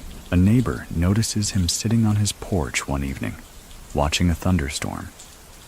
She waves. He waves back, then says, "That one's gonna pass through quick." And just like that, it does. By mid-1967, Lucchese is no longer seen in the city. Rumors circulate. Some say he's in Florida. Others claim he's being hidden in Sicily. The truth? He's in his own home, quiet, private, not hiding from the law, but from farewells. He never liked endings, too sentimental, too messy. Instead, he arranges one final meeting. Only 3 men attend. A simple room, no recording devices, no notes, no jackets required. He doesn't talk about death. He talks about systems. "Remember the schedules," he says. "Trucks run before sunup. Collections rotate on the 9th. And if a call doesn't get answered, assume the answer's no." That's it. No speeches, no drama, just instructions. When the meeting ends, one of the men hesitates at the door, asks softly, "You need anything, boss?" Tommy looks at the window, where the light is fading behind his rose bushes. "Yeah," he says, "a quieter summer." That summer, he slips from public life completely. And New York? Doesn't notice, because nothing stops. The unions stay calm. The docks don't jam. The deliveries arrive on time. The judges keep smiling. The envelopes keep moving. The silence isn't absence. It's design. And behind it all, in a modest home, with his shirts folded just so, and his slippers by the door, Tommy Lucchese sits quietly, listening to the rhythm of a machine that no longer needs its maker, because he built it that way. Late 1967 brings with it a kind of stillness around Tommy Lucchese's world. Not the kind of silence that follows collapse, but the quiet hum of something well-made, running without need for tuning. No headlines, no arrests, no wild stories. Just the machinery of a perfectly disciplined empire, functioning as if its founder had never stepped back. But inside that modest home in Long Island, the man who built it all is winding down. He still wakes early, but he doesn't dress right away. His suits remain in the closet, pressed, untouched. Most mornings, he sits by the window in a leather armchair his wife insists he replace. But he won't. It squeaks when he shifts, but not enough to matter. He reads the paper, sometimes out loud to himself, smiles at headlines that once might have set his day spinning. There's a story about a sanitation strike in Queens. Tommy chuckles and murmurs, "They should have asked me first." The calls come less frequently now, not because his people forget him, but because they respect the wall he's quietly put up. Lucchese's withdrawal has become part of the system itself. He's designed it to absorb his absence without a single stutter. Still, a few voices slip through. Carmine Tramonti visits once a week, never for more than an hour. They speak in whispers, surrounded by tomato plants and old lawn chairs. Carmine always brings a small gift, a newspaper from Sicily, a bottle of red, a lemon cake from a bakery on Arthur Avenue. "You're doing well," Tommy says one day, his voice thin but steady. "You keep the flow gentle, no splashing." It's the highest compliment Tommy gives. Tramonti nods, knowing better than to bask. On one visit, Carmine hesitates before leaving. You sure you don't want me to handle that thing in Midtown? Tommy just smiles. If I wanted it handled, it would have already stopped existing. That's the difference with Lucchese. Even now, with his strength waning, he chooses when and what to let go. He knows there's more power in restraint than in reaction, and his entire life has been a long experiment in how little noise one needs to make to shape a city.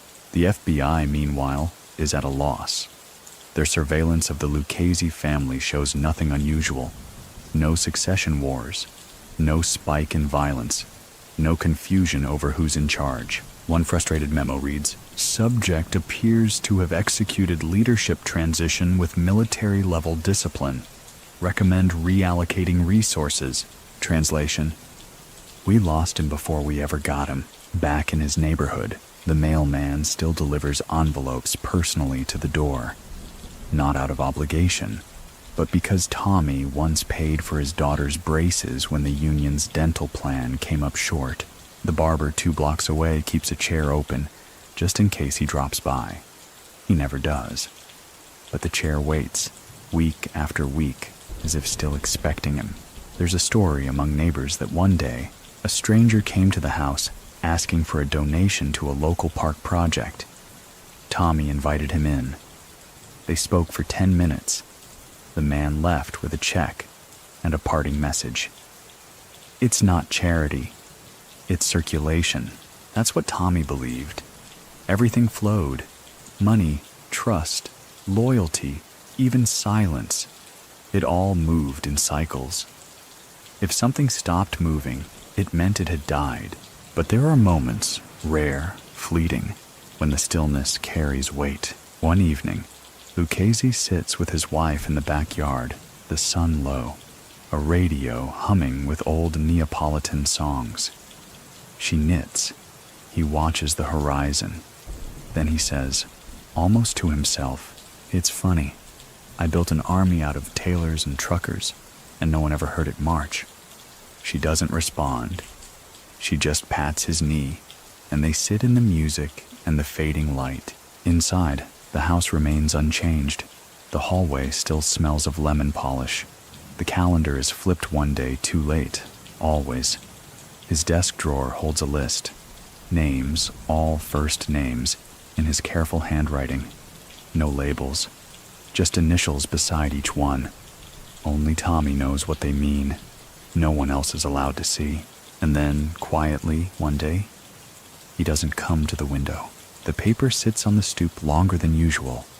The espresso machine stays cold. Tramunti arrives not for a meeting, but for a goodbye. Tommy Lucchese dies in July of 1967.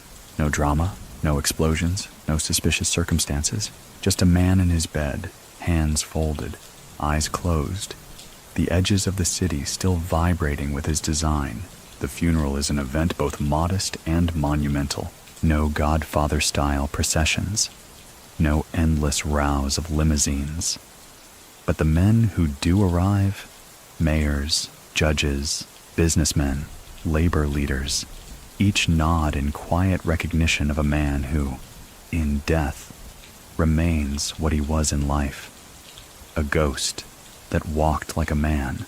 They say the floral arrangement stretched 4 city blocks. That one of the cards simply read, "For the man who made everything work." No one claimed that card, but everyone knew who wrote it. And just like that, Tommy Lucchese passed. Not with noise, but with order. Not remembered for bloodshed, not for bravado, but for building a criminal dynasty with the calm, calculating hand of a man who preferred that everything, like him, remain just slightly out of sight. Even after his funeral, Tommy Lucchese lingers, not in ghost stories or whispered threats, but in systems, in every truck that rolls out of a warehouse on time, in every union meeting that ends with a handshake instead of a headline, in every envelope that passes smoothly from one hand to another without the need for a second glance. It's as if his fingerprints were left not on surfaces, but underneath them. The days following his death pass without incident. No violence, No sudden grabs for power. His capos don't jostle. His consigliere doesn't panic. There's a schedule after all, and Tommy wrote it.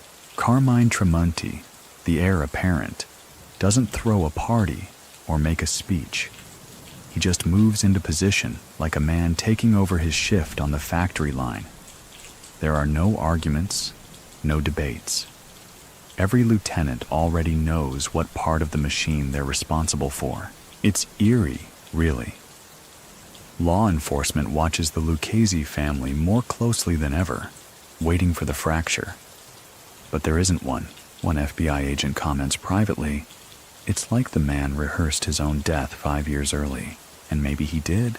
Many people still think Lucchese's power came from knowing people. But those who understand know the real truth. He understood structure. He understood how people break when you don't give them purpose. So he gave them purpose. Decades of it. Jobs, territories, routines, expectations. He wasn't just a leader. He was an engineer of loyalty. Meanwhile, the commission holds a quiet gathering. No public acknowledgement of his passing, but a subtle shift in how decisions are handled. Without Tommy in the room, things get just a touch louder. Debates stretch longer. Resolutions arrive with a little less grace. Even Gambino, who now stands as the most powerful figure in the underworld, adjusts his posture. He doesn't say it aloud, but he knows the balance has changed. Lucchese was the lever that steadied the scale. He wasn't the kind of man you replace. He was the kind of man who left blueprints. Back on the streets, business continues, but with occasional reminders of who built the foundation. A union leader retires and is replaced by someone trained under Lucchese's influence.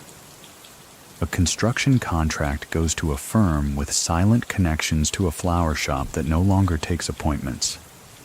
A city inspector pauses before writing a citation and instead makes a call to an old friend, because Tommy's reach didn't die with him. It diffused into habits, routines, relationships. Do you remember the bakery near East 116th? The one that used to get robbed every year before Thanksgiving? For 10 years after Lucchese's death, no one touches it. Not because the owners are protected. No one even knows who owns it anymore. But everyone remembers that Tommy once liked their cannoli. And sometimes, remembrance is stronger than fear. Lucchese's files, if they ever existed, are never found. His office is cleared by his widow with quiet ceremony. One desk, a calendar, a cigar box with only clippings inside, jokes, recipes, old scores from Yankee games. Nothing that says criminal mastermind. Everything that says ordinary man with extraordinary order. But the stories persist. One tale, possibly apocryphal, says that in his final months, Lucchese gave a sealed envelope to a priest. Inside was a single sentence. Don't let them forget how easy it is to make things hard. Whether it's true or not, the lesson resonates, because that was Tommy's legacy, ease through control. While others built power through noise, he built power through quiet expectations. His crews didn't need reminders. His rivals didn't need warnings. His partners didn't need updates. They all just knew. That kind of command isn't earned overnight. It takes decades. And when it works, it keeps working, even when the man is gone. Take, for example, the garment district, still running like a bloodstream into the early 70s. Fewer strikes, fewer disputes, the same families owning the same warehouses, all of it operating under principles Lucchese helped standardize. Even when new bosses rise, they inherit his systems. Some try to tweak them, most give up. Because you don't improve a machine that's still running clean. That's the unspoken truth in mob history. Flashy bosses make headlines, but men like Lucchese make infrastructure. It's also why his name appears less in memoirs and court transcripts. He didn't leave trails. He left templates. You can see it in how his successors govern. Tramunti continues the legacy for a while, mimicking Tommy's rhythms, low-profile meetings, steady money, no fireworks. It works. For a time. But then the world changes. The 70s bring new pressures. RICO laws, wiretaps, snitches with memoir deals. The next generation of gangsters, more eager, less disciplined, don't always understand what Lucchese spent a lifetime perfecting. They want more, faster, louder, and in chasing that, they loosen the screws that Tommy kept tight for decades. Still, even amid that unraveling, pieces of his style remain. A trucking route no one touches, a diner where certain conversations still happen with lowered voices, a warehouse in Jersey that somehow always has just enough insurance to avoid inspection. They say ghosts haunt people. Tommy Lucchese haunts processes, and if you listen closely, in the soft click of a loading dock door, or the subtle nod between a union boss and a contractor, you might hear it. The gentle echo of a man who once said, "Don't build empires, build routines that outlive them."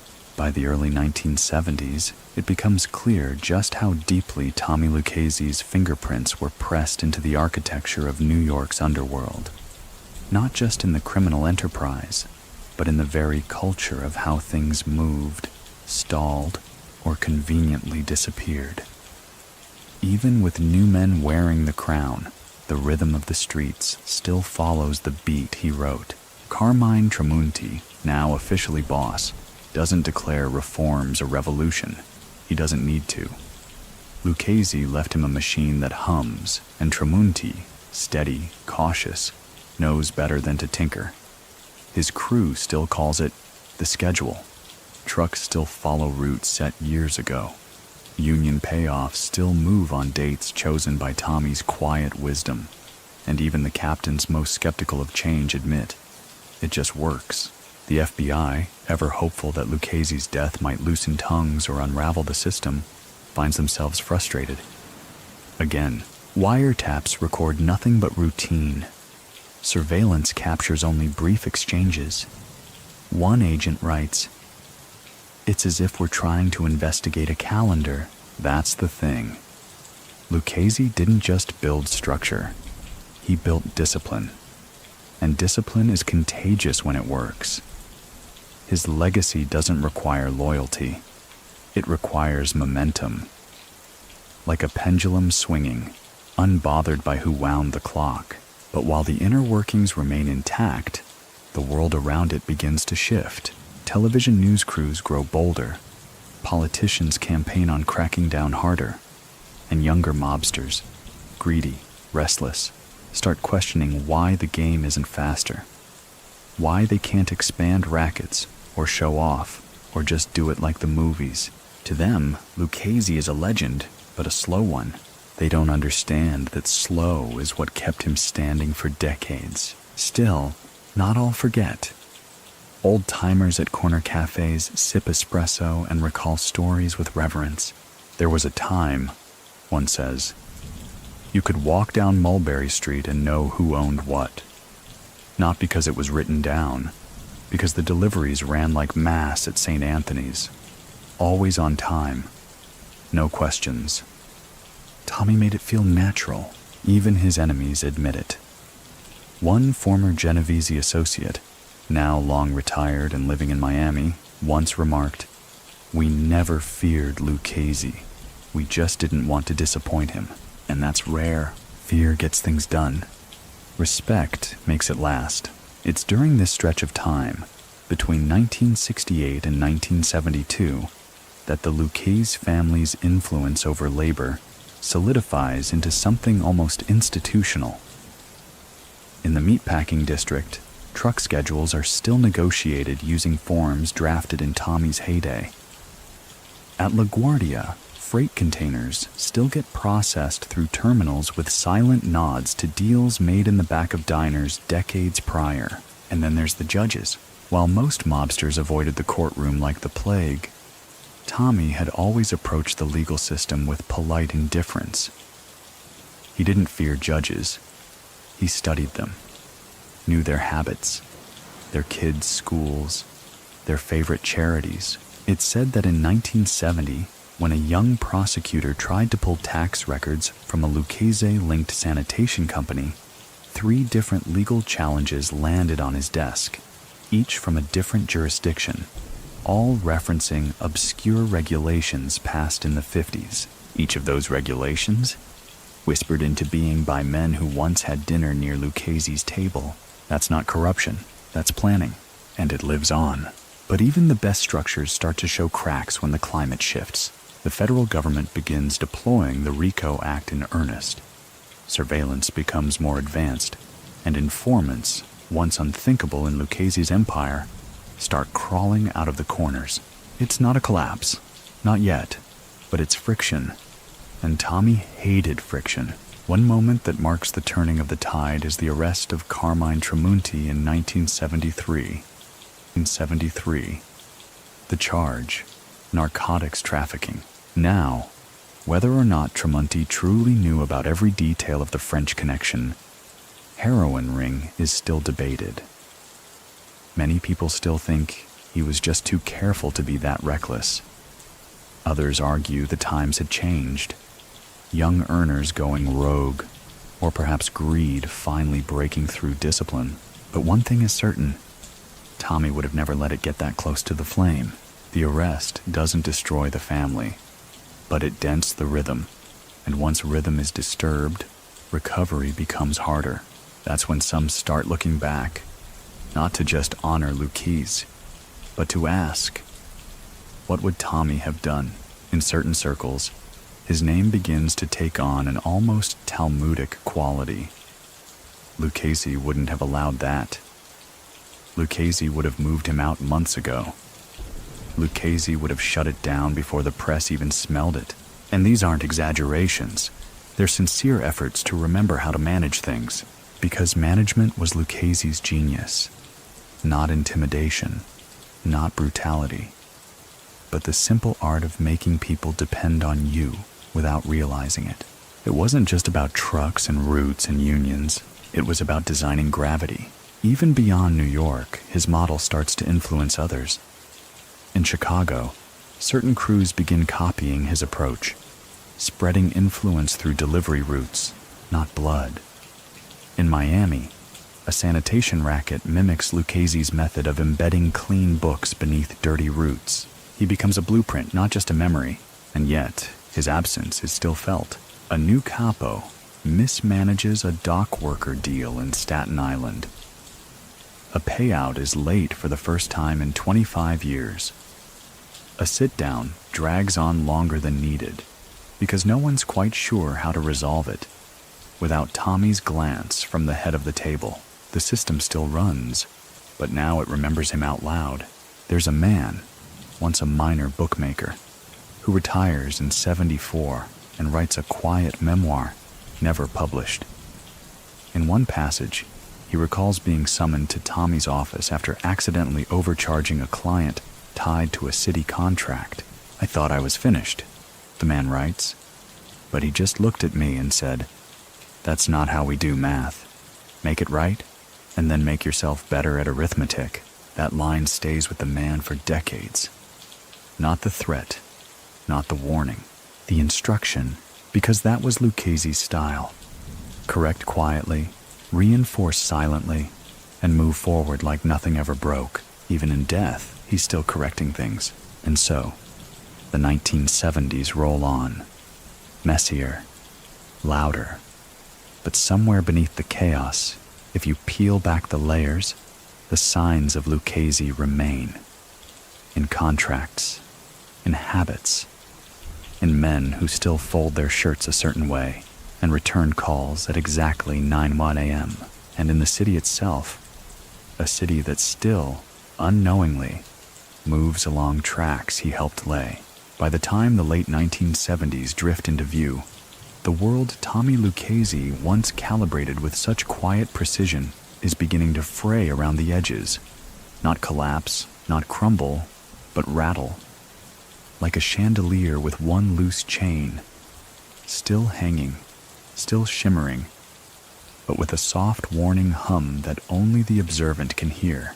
The city has changed. Skylines are taller. Crime is louder. The streets that once ran on whispers now pulse with bravado. The new generation of mobsters, born into the safety of systems they didn't design, start believing that tradition means immortality. They forget what Lucchese built, and more dangerously, why he built it that way. Some capos begin cutting corners, faster scores, flashier gifts. They buy Cadillacs that park sideways and open restaurants with names in gold leaf. They make noise.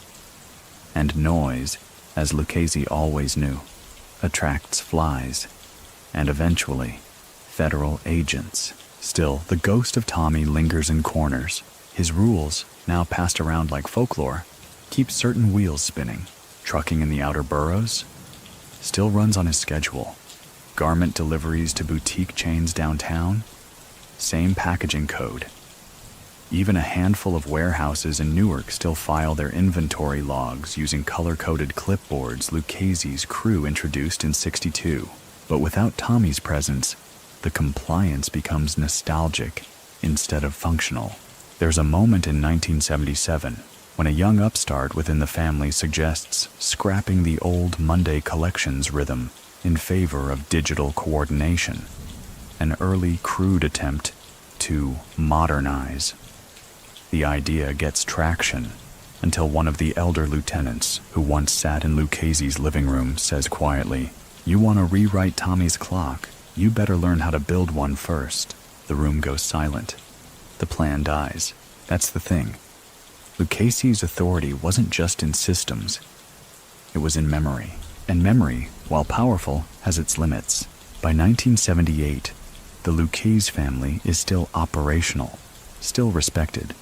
But cracks begin to form beneath the surface. Cases pile up. Wiretaps become more sophisticated. Informants, once rare and reviled, become pawns in an increasingly desperate game. Even the FBI begins to shift its approach. A 1979 internal memo reads, "Lucchese's structure appears to have slowed down the onset of organizational decay. But in his absence, we are now seeing predictable fractures. Loyalty drops, discipline erodes, decision-making slows." Predictable, because Tommy had predicted it. He once said in a rare private comment, "A system is like a coat. It fits the man who wears it.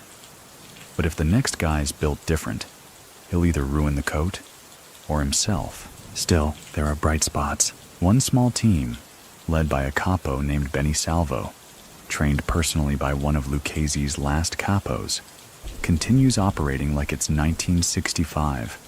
Quiet crews, clean books, no press. They run trash disposal across 2 boroughs and a half-dozen precincts, and no one even notices. When a new associate asks Benny how they stay untouched, he just says, "We still use his map, Lucchese's map. Not on paper, not in photos, but in muscle memory." That's what separates Tommy's legacy from others. While bosses like Gotti turned their lives into neon billboards, Lucchese turned his into a series of well-worn steps, easy to follow if you know the rhythm. Even outside the mob world, his structure finds its way into odd corners. An old union lawyer, long retired, gives a lecture at a law school in 1980 and surprises his audience by talking about Lucchese, not as a criminal, but as a case study in systematized influence. "He treated labor like architecture," the lawyer says. "You build strong foundations, evenly spaced supports, and you never add more weight than the frame can carry." The students, mostly unaware of Lucchese's legacy, write it down. Some will quote it in future careers, never realizing the man they're quoting wore handmade shoes and never once signed his own name to a contract he couldn't walk away from. Even the city itself seems to echo his restraint. Do you remember the sanitation slowdown in 1981? It wasn't Tommy's men anymore, of course, but someone quietly picked up the phone, adjusted a few schedules, and within days, The trucks rolled again. No announcements, no threats, just gravity. Tommy's kind, but time, as always, is a patient eraser. By the mid-1980s, most of the men who truly knew Lucchese are gone. Retired, dead, flipped, or forgotten. His name comes up less. Young earners think it's just the label on the organization. Lucchese, they say, as if it's a brand, not a man, not a method. They wear flashier suits. They talk louder. They negotiate with television producers. And slowly, inevitably, the gears begin to slip. Lucchese's systems were designed to outlast him, but they were never designed to outlast arrogance, because arrogance is what Tommy fought his whole life. Not with violence, but with patience, with subtlety, with the quiet knowledge that the loudest man in the room is often the most fragile. And that's what starts to fade as the years tick forward. His final great insight, passed down only in murmurs, is this: control isn't in what you touch. It's in what you don't have to. In his absence, more and more men try to touch everything. Control becomes obsession. Obsession becomes exposure. Exposure becomes courtrooms, headlines, betrayals. But there are still those who remember. The old bookie who never moved his office out of the Bronx. The tailor whose ledgers still run on Monday pickups and Thursday drop-offs. The diner that still holds a booth for no one in particular, just in case the quiet man with the gentle smile comes back. And on certain quiet nights, when the city finally dims, and the streets sound more like they did in the 50s, you might catch a cabbie humming a tune, unaware that the route he takes, the route that avoids traffic, construction, and police traps, was once charted by a man who never needed to raise his voice, a man named Tommy Lucchese. And though his name fades from headlines, though statues were never carved, and no memoir ever published, he remains in schedules, in balance, in the soft whisper of order that still moves beneath the chaos. The 80s roll in hard, louder, faster, more wired. Neon flickers over every block. Wall Street is high on itself. And New York, now tangled in Reagan-era ambition and headline-chasing justice, becomes the kind of place Tommy Lucchese would have loathed. There's no patience left, no grace, and definitely no quiet. The Mafia, too, shifts with the tempo. No longer satisfied with backroom deals and silent paydays, younger bosses crave legacy by spotlight. Trials become media events. Indictments read like scripts. And in this new world, discretion is no longer currency. It's antique. But even in the middle of the din, pieces of Tommy's blueprint still pulse under the pavement. The Lucchese family, though no longer steered by the hand that drafted its rhythm, remains notably less chaotic than its rivals. Gambino's gone volatile, Bonanno's cracked into factions, Colombo's spinning in lawsuits, but Lucchese's family, while frayed at the edges, still makes its pickups. Still avoids the front page more often than not. That's because of one thing: legacy muscle memory. The older capos, trained in the Lucchese method, keep their crews steady. They don't expand too fast. They don't fix what isn't broken. And they sure as hell don't speak to reporters. One capo, when asked why he avoids restaurants where the bosses hang out, replies, "Because Tommy never liked dessert served with subpoenas." That sums it up. Lucchese's era had an unwritten rule book. Every page read, "Get it done, quietly." Now, noise is the product. The FBI, growing fat on new surveillance toys and eager prosecutors, focuses attention on wiretaps, bugged cars, flipped drivers. They make arrests. They win cases. But with Lucchese's family, it always takes longer, always requires digging deeper, because there's less to find. Not nothing, just less. That's what makes Tommy's fingerprints different. He didn't erase them. He embedded them into wood grain. His arrangements weren't just clever, they were natural, which makes them harder to detect, harder to uproot. One federal investigator admits privately in 1986, it's like chasing footprints in cement that dried 30 years ago. And then there's the union muscle, still intact, still cooperative. The garment district has shrunk, of course, factories moving south or overseas, but what's left is still steady. Some of the same trucking routes Tommy mapped in the 40s are now managed by men who weren't even born when he died, but who still refer to the Wednesday schedule as Lucchese's Loop. That phrase sticks, Lucchese's Loop. It becomes mob folklore, referenced in passing by wise guys too young to remember the man, but smart enough to know his system worked. When crews run into trouble, busted invoices, a stalled delivery, a missing envelope, they ask, is it inside the loop? If it is, odds are it'll get fixed. Because Tommy's loop wasn't just about logistics, it was about predictability as protection.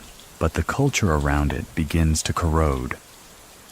By the late 80s, new blood sees tradition as weight. They want tech. They want fast money, not slow tribute. Bookmaking apps, offshore laundering, more cash, less etiquette. Some try to revise the systems, reorganize, cut costs, and it backfires immediately. One young capo, trying to streamline payouts, decides to switch envelope delivery from cash to wire transfers. More modern, he says. More efficient. 2 weeks later, 3 pickups fail. One bank flags the deposits. A courier gets cold feet. An entire district goes unpaid. The elders shake their heads. Tommy never trusted banks, one mutters. He trusted clocks. That's it, clocks. Lucchese didn't believe in trust. He believed in time-tested behavior, and when someone deviated from that, the machine hiccuped. In 1989, a small trial begins. Another Ryko case.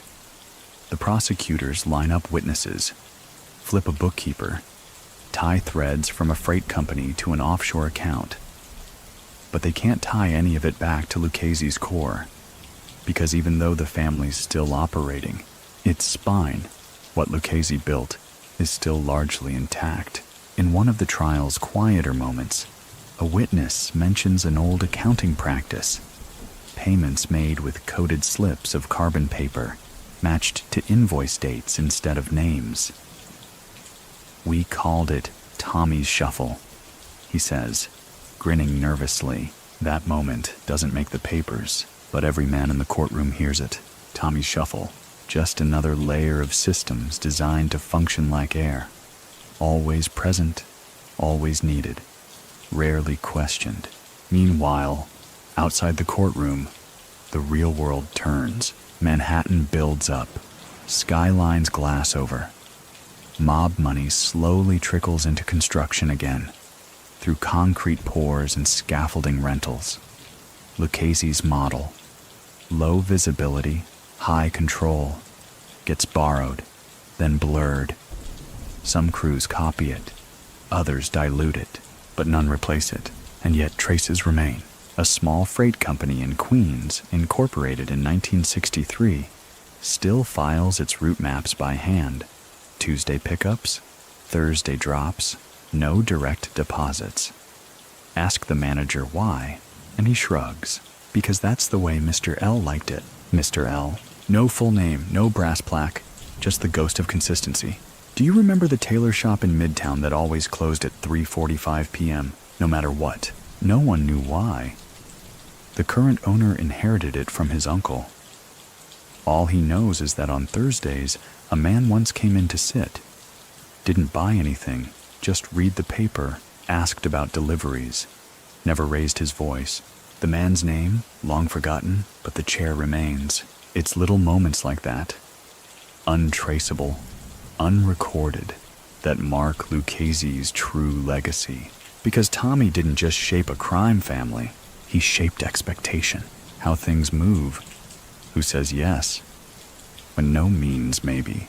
And even as the next generation forgets the details, the structure stands, like scaffolding around a building no one realizes was designed by a man who preferred silence over cement. And if by chance you're walking through a quiet block of the Bronx, or Queens, or an alley in Brooklyn where a truck idles at 6:01 a.m. every Friday, know this: it's not luck, it's not coincidence, it's the loop, still running, still obeying, still whispering his name. The 1990s bring a new kind of storm to organized crime, a cold, clinical kind. Gone are the days of smoke-filled backrooms and handshake diplomacy. In their place, RICO indictments, federal task forces, courtrooms wired for sound, and prosecutors with book deals already in draft. The mob is no longer a shadow, it's a target. And the world Tommy Lucchese once sculpted out of silence and structure begins to flicker under the harsh fluorescent lights of subpoenas and sealed exhibits. But some things, strangely, still hold. The Lucchese family, while battered like the rest, retains something resembling cohesion. While other families splinter, flip, and fragment into headlines, Lucchese's crew still functions. Slower, thinner, more cautious, sure, but not broken. The spine remains, and that spine, it was set decades ago by Tommy. Investigators working through wiretap evidence in 1992 begin noticing something curious. Conversations in other families are peppered with chaos.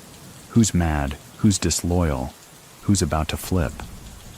But in the Lucchese family tapes, there's still a rhythm. Still an order to the madness. Even in panic, they're quoting procedure. "You didn't clear it on the Monday book," one capo says in a low voice. "I called Benny at 4:30 like Tommy used to," another insists. It's like listening to men argue over scripture. Only the religion is routine. Lucchese's influence has become generational. One capo, the son of a man who once ran numbers for Tommy himself, tells his own recruits in 1993, "You want to live past 50? Then you do 3 things. Show up on time, speak once, and never change the system unless it stops paying." That's Lucchese's law, distilled and passed down like family silver. Even law enforcement begins adapting, not just chasing crimes, but studying design. They start mapping connections not by names, but by timelines, routes, payroll rhythms, meeting patterns, and time after time, when they untangle a racket or a scheme, the pattern reflects something pre-existing, something too stable to be the invention of the moment. One assistant U.S. attorney in 1995 summarizes it best. "It's like trying to shut down a train schedule that hasn't had a conductor in 30 years, but it still runs." And still, the Lucchese family endures, not untouched, not invincible, but intact in a way that defies explanation in an era of plea deals and turncoats. Part of that survival comes from restraint. Lucchese's successors, at least the wise ones, remember his lessons. Keep your crews small. Keep your books clean, or don't keep them at all. Never give an order you need to repeat. And never, ever make a man feel replaceable unless you're willing to bury him. That balance, fear without fire, loyalty without lies, is what kept the engine running even as the tracks shifted. Do you remember the Queens warehouse bust of 1997? Agents expected chaos, flushed drugs, shredded ledgers, frantic runners. Instead, they found a tidy ledger book, shipping manifests with dates going back to 1961. One crate, still sealed, had Lucchese's initials pressed into wax on the corner. Nothing illegal was inside, just old linens misrouted once and left forgotten. One agent stared at the seal for a long time before saying, "This isn't a warehouse, it's a time capsule." They didn't charge anyone, and yet, something in that room reminded everyone present. Lucchese didn't run an empire. He ran a routine with borders, but time is unkind to legacy. The turn of the millennium introduces new challenges that Tommy could have predicted. but never prepared for. Digital trails, phone pings, algorithmic surveillance, and worse, ambition without patience. A new breed of mobster emerges, eager, erratic, obsessed with flash. They want fast envelopes, big deals, social influence. They don't respect the loop. They ignore the rhythms. They make the kind of noise Lucchese spent a lifetime muffling. The old-timers call them the fast burns, and they're right. Within a few years, several crews spin out. Indictments rise. Some rackets vanish, not from police action, but mismanagement. Overpromised. Underdelivered. Deals made without clearance. Meetings booked with men who once would have been vetted for a month before a handshake. But not all is lost, because there are still corners of the Lucchese legacy that remain untouched. In Staten Island, an unremarkable moving company still processes its payroll in cash. The foreman, an old Sicilian named Sal, keeps 3 sets of books, one for taxes, one for the crew, and one written entirely in shorthand symbols only he understands. Asked once why he runs things that way, he simply replies, "Tommy liked layers." In the Bronx, a small but steady food distribution line still adheres to a delivery route plotted in 1958.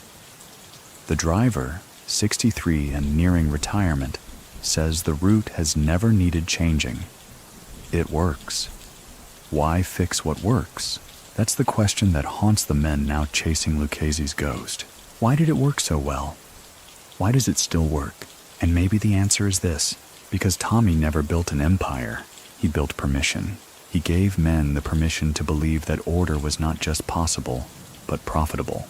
That you could run things smoothly without screaming. That you could build legacy without names on doors. That power didn't need an audience. Even today, long after his photo has vanished from desks and his name from lips, you can feel him, where things still function without friction. A warehouse that never gets robbed. A shipment that always arrives early. A meeting that ends before it was supposed to start, with no one upset and everyone paid. That's not luck. That's design, and it whispers the same thing, decade after decade. Lucchese was here, and he planned this. By the dawn of the 2000s, New York feels like a different city altogether. The skyline has changed. The streets are faster, tighter, more digital. Gentrification replaces grit. The underworld, once ruled by murmurs and routines, now faces algorithms and surveillance satellites. Everything is louder. Everything is tracked. And yet, if you know where to listen, Tommy Lucchese's presence still hums beneath the surface, like a bass line too steady to fade. There's a warehouse on the edge of Brooklyn, half abandoned, half active. It used to process linens. Now it stores lighting equipment.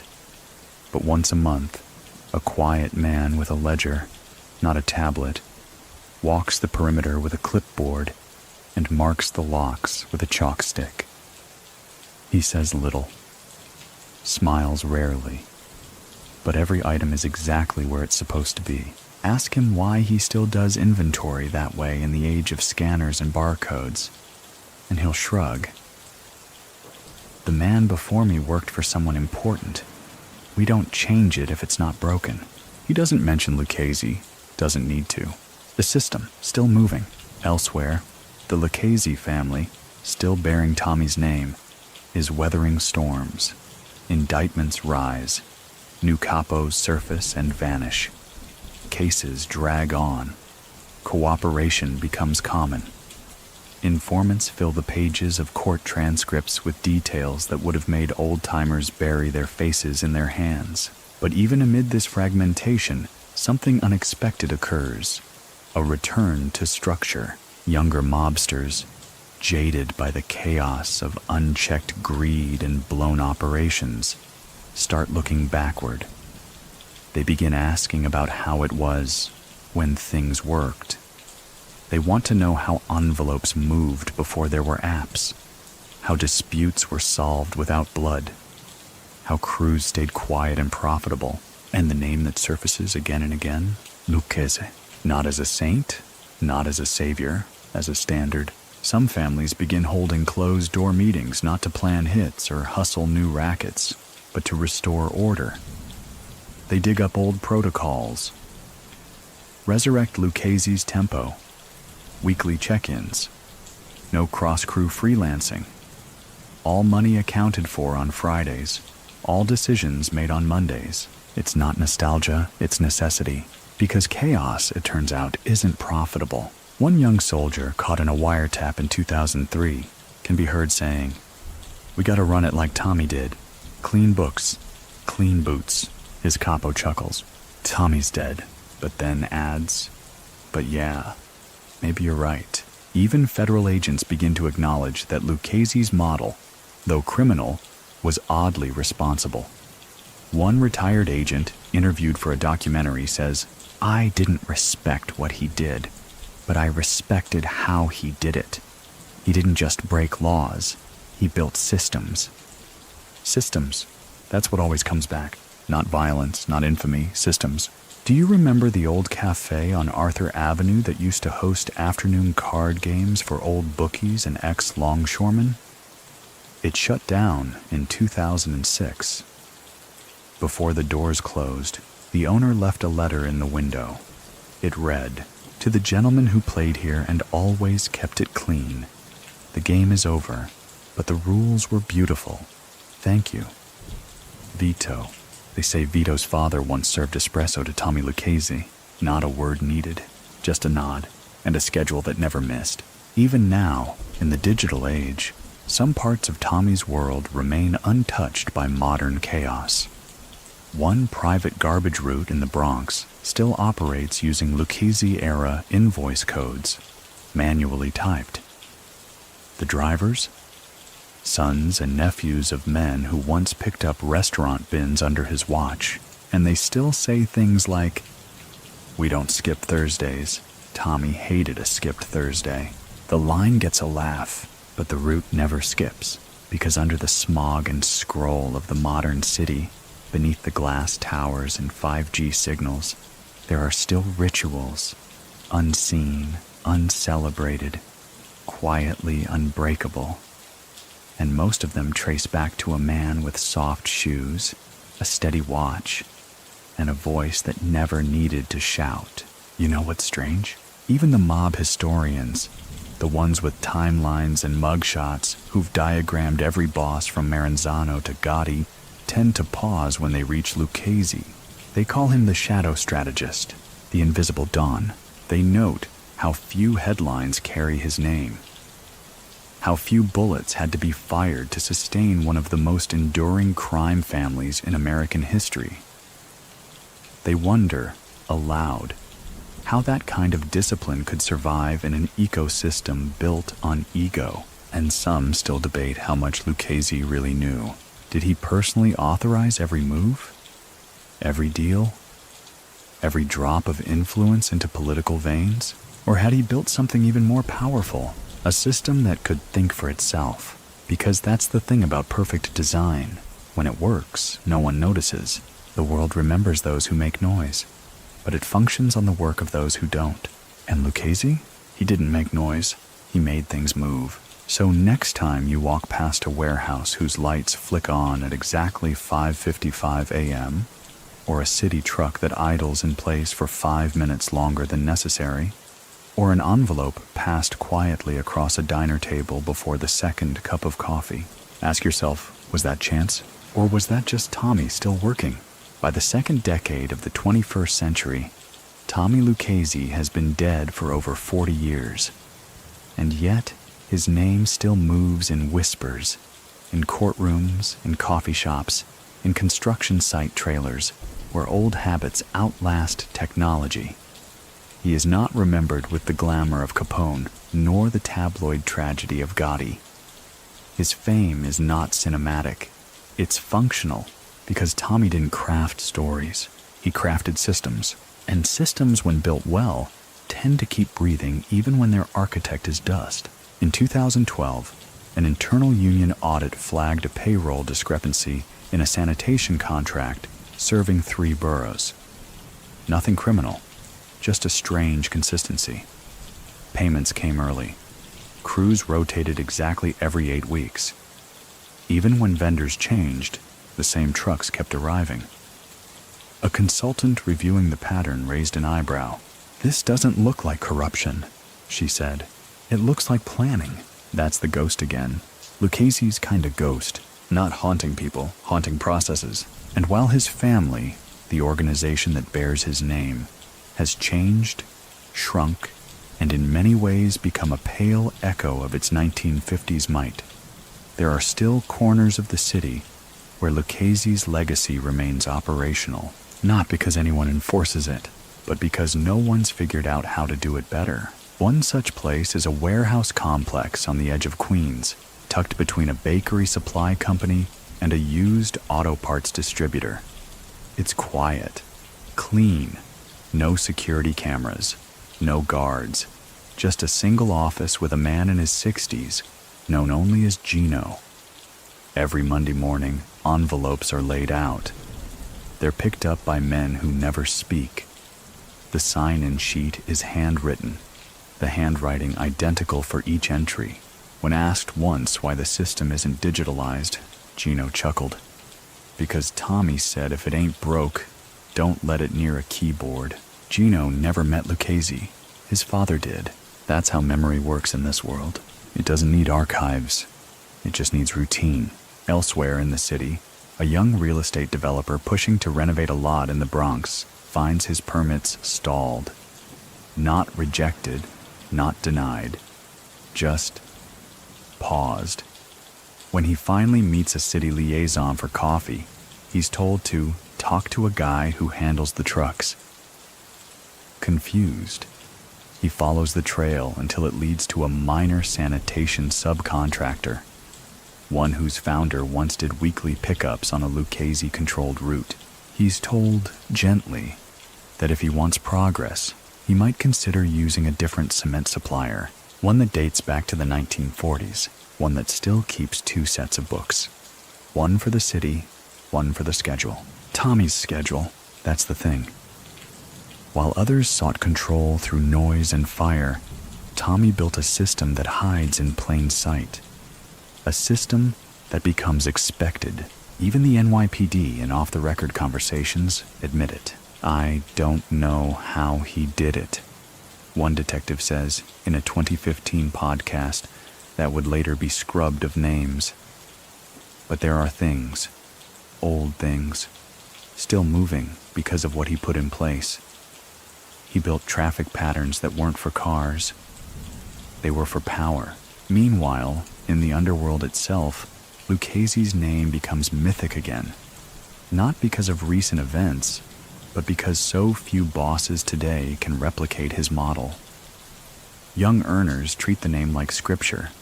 They trade lines like, "Tommy never needed to raise his voice. Tommy paid you on time or not at all. Tommy didn't need guards. He had schedules." One young capo, caught on a wiretap, argues with his crew about expanding too quickly. He says, "You think this is a race? Lucchese ran for 50 years without breaking a sweat." The FBI agent listening marks the quote, underlines it, and writes in the margin, "Still the gold standard." That same year, a professor at NYU publishes a paper on informal systems of order in American criminal economies. One entire chapter is dedicated to Lucchese, not for his crimes, but for his predictability. The thesis? That order, not violence, was the most profitable export of organized crime in the mid-20th century, and that Lucchese, above all others, was its quiet architect. Many people still think the Mafia thrived on fear, but Tommy showed something else, that you can run an empire if your people trust the clock more than the gun. And what about the man himself? No statue stands in his honor. No plaque. No museum exhibits. Just memories. A dry cleaner in Brooklyn still folds his invoices the same way "the man upstairs" told his father. A family in Long Island still plants tomato vines each spring in rows spaced exactly 18 inches apart, because Tommy said they'd breathe better that way. An old Catholic church downtown receives donations every December in cash-stuffed envelopes. No note. Just the word circulation written inside. No one questions it. They just file it under the way things are. And so, in the quiet, steady workings of things that still function when everything else is frantic, Lucchese remains. He's not a headline. He's a harmony. The hum beneath the surface. The silence that still keeps people showing up on time. Balancing their books. Returning favors exactly as received. You may not see him, but somewhere between the folding of an envelope and the arrival of a truck 4 minutes ahead of schedule, he's there, still working, still whispering. We don't do chaos here. By the time the 2020s arrive, New York has all but forgotten most of its ghosts. The sidewalks are wider, the bodegas brighter, and the city's rhythms are powered more by delivery apps than delivery trucks. But here and there, like seams in a well-worn coat, you can still trace the outline of Tommy Lucchese's world. It's not loud, it's not visible, but it's present in quiet pockets of Queens, in the way a butcher shop opens at 5:57 a.m. every Tuesday, in the precise rotation of security shifts at a warehouse near Hunts Point, in the schedule of waste pickups that never run on weekends, never skip a Monday, and never require reminders. Some of the men now running these routes were born after Tommy died. They've never seen a photo, never heard his voice, but they move like they've been trained by him. And maybe in a way they have, because the systems he built didn't need his presence. They only needed repetition. He didn't create loyalty to himself. He created loyalty to consistency. That's far harder to dismantle. It's what most empires miss. Tommy understood that men change, fortunes shift, and power erodes. But a good routine outlives them all. Still, the Lucchese family, in name and operation, has changed. Modern indictments have slimmed the crew count. The press no longer trembles at the word mob. Wiretaps sound more like business calls than threats. And yet, beneath all that modernization, the core still runs on his tempo. In 2021, an investigative reporter tries to map out the surviving bones of the 5 families. Most charts look like medical diagrams, fractured limbs, torn tendons, but Lucchese's lineage still shows a spine. Bent, yes. Scarred, but never broken. The article notes, Lucchese's family is the only one whose structure suggests a prior architectural hand.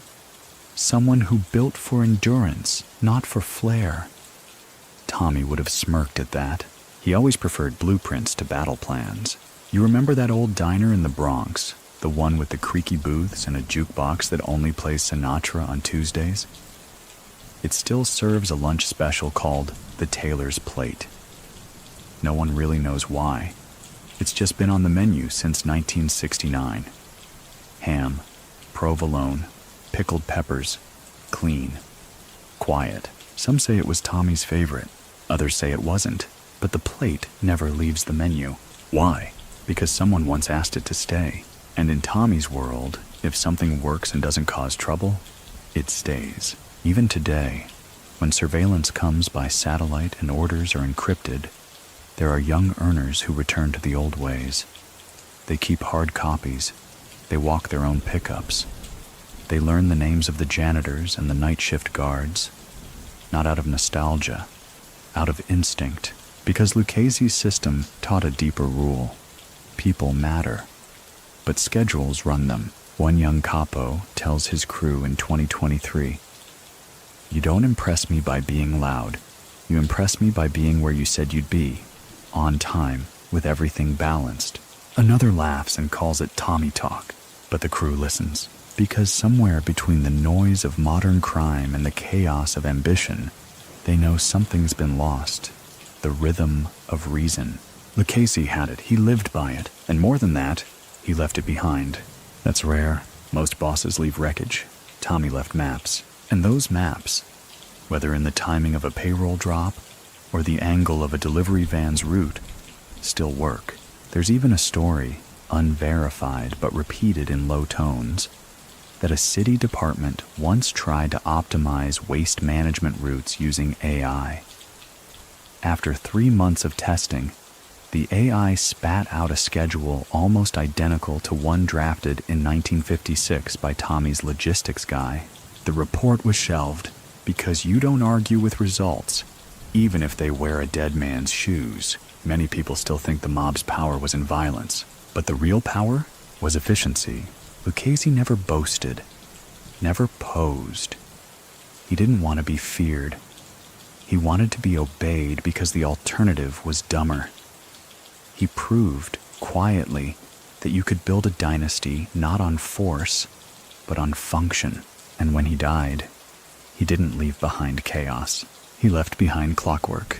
Even now, on quiet streets, when a truck glides into place 3 minutes before expected, when a handoff happens under a blinking sign, timed to the second, when an envelope arrives sealed, stacked, and complete, without a name on it, that's not coincidence. That's not luck. That's residual design. It's Tommy Lucchese, still present, still relevant, still, without raising his voice, reminding the city how to move.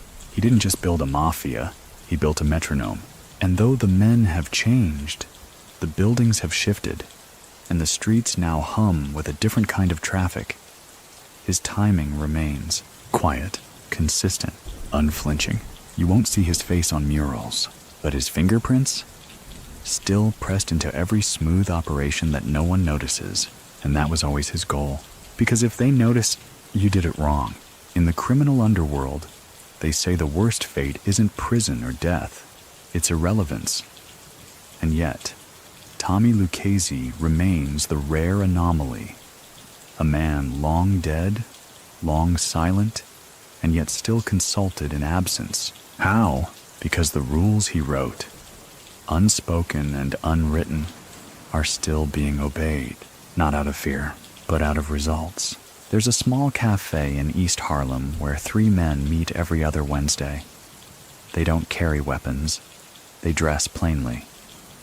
Their conversation, to an outsider, is about deliveries and weather and children in school. But underneath the mundane, every sentence is coded. Every meeting scheduled around a rhythm that predates smartphones. They call this meeting the Thursday Call. It's held on a Wednesday. The name is part tradition, part test. If you don't know why it's called that, you don't belong at the table. Why Thursday? Because Lucchese preferred Thursday to initiate new moves. It gave him Friday to tighten, Saturday to adjust, and Sunday to disappear. A built-in safety net, baked into the week. The schedule was the shield, and it still is. These men, none older than 45, were taught not by Tommy, but by those who were taught by him.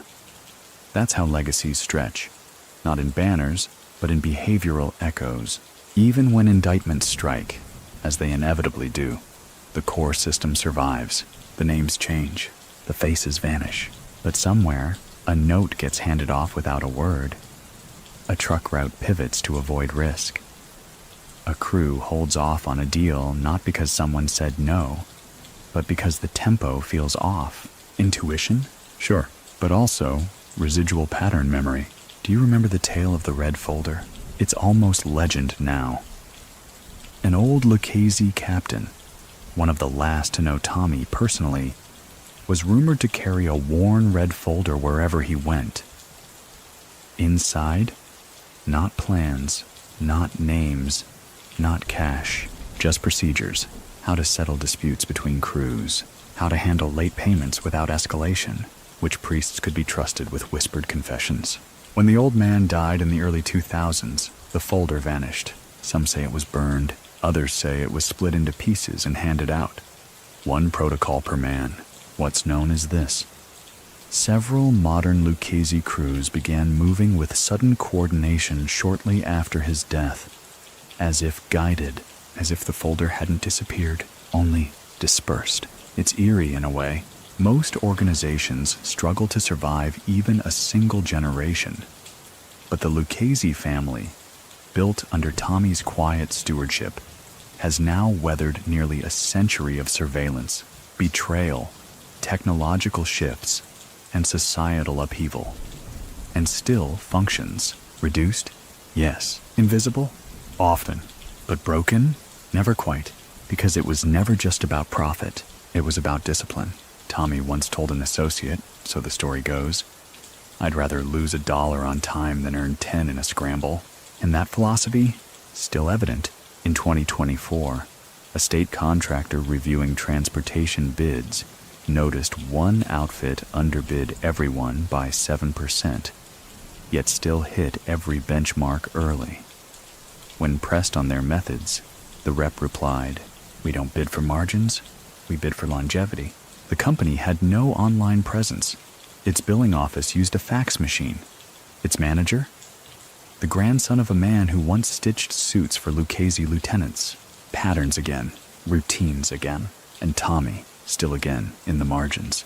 Many people still think Lucchese was lesser because he wasn't theatrical, that he lacked the charisma of flamboyant dons, that his power was smaller because it wasn't shouted. But what they fail to grasp is that longevity doesn't bloom in chaos. It requires quiet. Even his funeral in 1967 echoed that ethos. No gun salute, no circus, just suits, whispers, flowers wrapped in modest white ribbon. A few nods, no tears, and yet, to this day, his grave is visited every November by men who never met him. They leave no flowers, just folded napkins or pieces of paper with clock symbols sketched in the corner. Time, always time. Because Lucchese's legacy is not one of drama or myth, it's one of durability. Ask any modern capo what they want most, and they'll say it. Something that lasts. That's what Tommy left. And in that, he might be the rarest don of them all. Not just a builder of schemes, but a builder of structure that doesn't collapse. The final irony? His most dangerous weapon was never fear. It was the expectation of reliability. It turned enemies cautious, made allies loyal, and gave him the most powerful thing any man in that world could ask for, time itself as a partner. So when the city moves quietly, when the trucks arrive early, when the system works without spotlight, it's not a miracle. It's the echo of a tailor, a designer of systems, a man who never needed to speak loudly because he'd already sewn the outcome into the seams of the operation. And it's still holding. They say the deepest legacies don't sit in museums. They breathe in the unnoticed.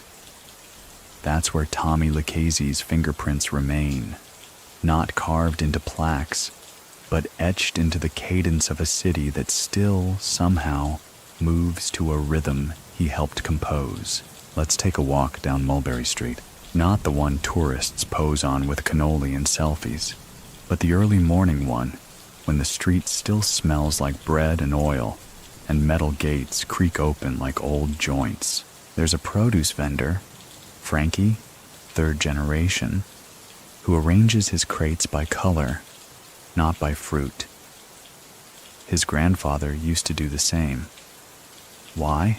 Tommy said it looked cleaner. He shrugs. People buy cleaner. Tommy never sold peaches, but he sold order, and people still buy that. Elsewhere, inside a dimly lit private club in Bensonhurst, the backgammon board hasn't changed in 30 years. Same chips, same table, same 8 p.m. game every Thursday. The men playing it? A revolving door of faces, but the rules haven't wavered. No bets over $200. Loser buys dinner. No phones. The new guy, fresh out of law school, once asked why. One of the old-timers said, "Because Tommy didn't like distractions when the board was out." Again, Tommy never played here, but his preferences float, carried by memory, repeated by those who never forgot. You see, Lucchese never wanted to be remembered in headlines. He wanted to be remembered in habits. That's why he didn't chase publicity, didn't let photographers linger. didn't flash gold or silk. He let his crews do the talking and his system do the proving. And what's more powerful than a system that outlives its creator? Because here's the twist most don't expect. Lucchese's influence doesn't feel criminal anymore. It feels practical. It's embedded in how corner stores handle deliveries, how some landlords keep handwritten ledgers even today, how a small fleet of street sweepers in Staten Island follows an undocumented pattern that hasn't missed a beat since 1973. The city moved on from Tommy, but it did so using the rails he laid down. Even those outside his world came to respect the quiet efficacy. In 2025, a mayoral candidate references Lucchese not as a villain, but as an example of organized strategy. She says, "What we need in this city isn't more drama, it's more Lucchese."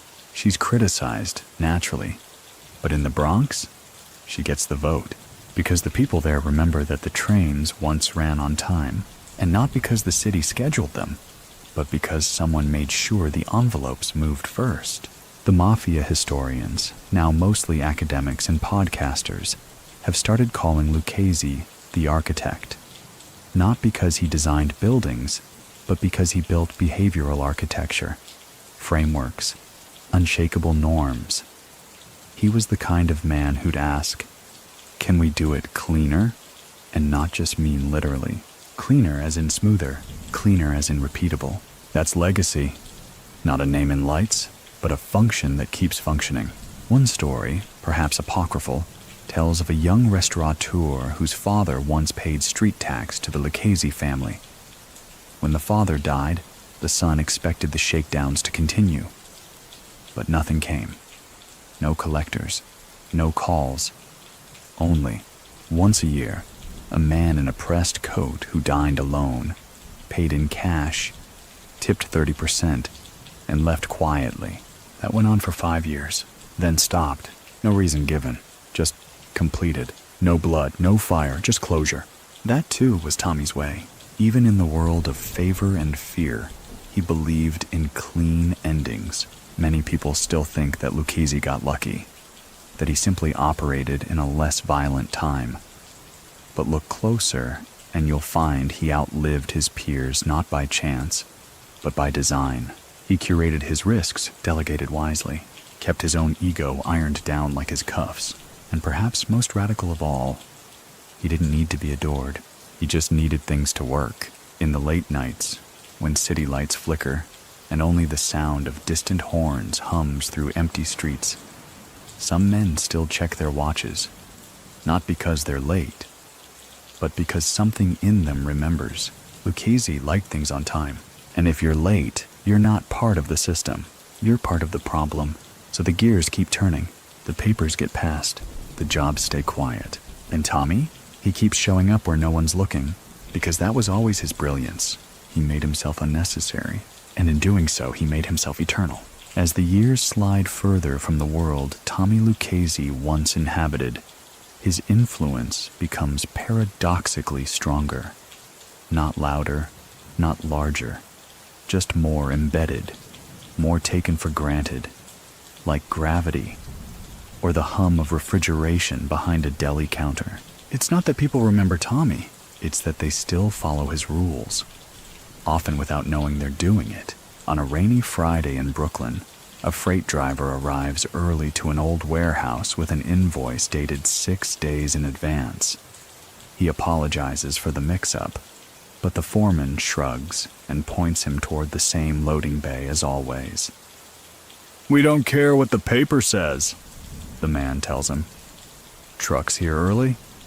Great. Long as it's here." That's a Tommy policy. Punctuality over perfection. Arrival over excuses. The paperwork? Always secondary. He used to say, if it's written, it can be questioned. If it's expected, it flows. And still it flows. In the outer boroughs, where the city's attention runs thin and predictability keeps small businesses alive, there's a quiet reverence for schedules that work. Not because of any saint's blessing, but because, for decades, someone made sure that someone made sure. That was Tommy's magic. He installed certainty in an uncertain world, while others ruled with spectacle and scandal. He ran his empire like a tailor keeps a shop. Door open at 8, fittings on the hour. No overpromising, no overcharging, and above all, no mess on the floor. And perhaps that's why people trusted him, more than they ever trusted the state or each other, because in a city that breaks its promises before breakfast, Lucchese delivered. Even his critics say it.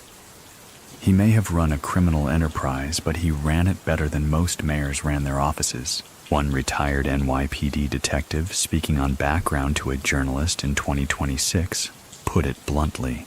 We knew when a problem came from Lucchese's side, it wasn't sloppy, it wasn't random. And if we got involved, we knew we were disrupting something more efficient than us. Let that sink in. The police, in some corners, quietly admitted that Tommy's world was cleaner than their own. That's how deep his systems went, not just into the mafia, but into the bones of the city. You know the little envelope slot in the back wall of that old Italian bakery on Roosevelt? Covered now with a sticker that says employees only, it used to collect the Sunday drop. Not money, not orders, just reports, numbers, tallies, summaries, typed by hand, single copy, one envelope, and no one ever missed a week, not once. That bakery changed ownership 4 times, but the slot is still there, sealed but honored, and every new owner is told, leave that wall alone, just tradition. That's Lucchese, uncredited, undefeated. You won't find his face carved on buildings, but you'll find his influence in the quiet perfection of things that still run without chaos. Many people still think Tommy was too quiet to be dangerous, but they mistake silence for softness. In reality, Lucchese was like pressure applied to a hinge, steady, necessary, and never loud. When you opened a door and it didn't squeak, that was him. When no one panicked, even when the sky looked like it might fall, that was his tempo. He didn't just build an empire, he built expectation. And once expectation becomes habit, it stops needing enforcement. That's the genius. There's a story, probably half true, about an old Lucchese underboss who retired to Florida. He ran a landscaping company under a different name. One day, a kid shows up late for work, dragging a weed trimmer behind him, headphones in, no apology. The old man doesn't yell. He just says, "We don't start late. That's not the system." The kid shrugs. The old man quietly lets him go by noon. When asked why, he simply says, "If you mess up the rhythm, I don't care how good your work is. You're playing a different song." That was Lucchese's standard. Not loyalty through fear, but membership through rhythm. You were in.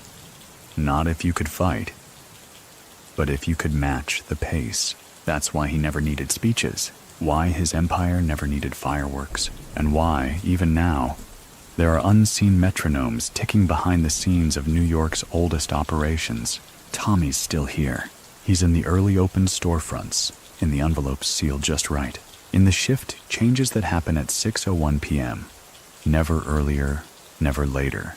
You won't hear his name shouted in the streets, but if you sit still and really listen, you might feel it in the way this city still breathes in rhythm, a rhythm sewn into it by a man who once took measurements in chalk before ever picking up a knife. The strange thing about true influence is that it rarely announces itself.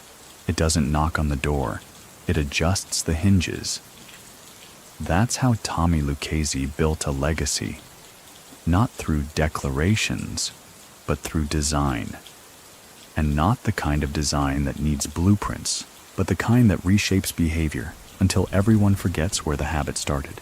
Take, for instance, the payroll envelopes at a midtown garment factory, still running under a union, with suspiciously spotless books. No one talks about who organizes the routes. No one has ever seen the courier. But like clockwork, the paperwork is correct, the cash flows neatly, and the workers get paid 2 hours before any banking delay might risk a bounce. It's elegant, and if you ask the foreman why things work so well, he'll shrug and say, "It's just how we've always done it." But look deeper, and you'll see Lucchese's fingerprints again. Structural, not symbolic. His magic wasn't in being feared or revered. It was in being functional. Every empire before him sought control through threat. Tommy sought it through predictability. There's power in that. Quiet power.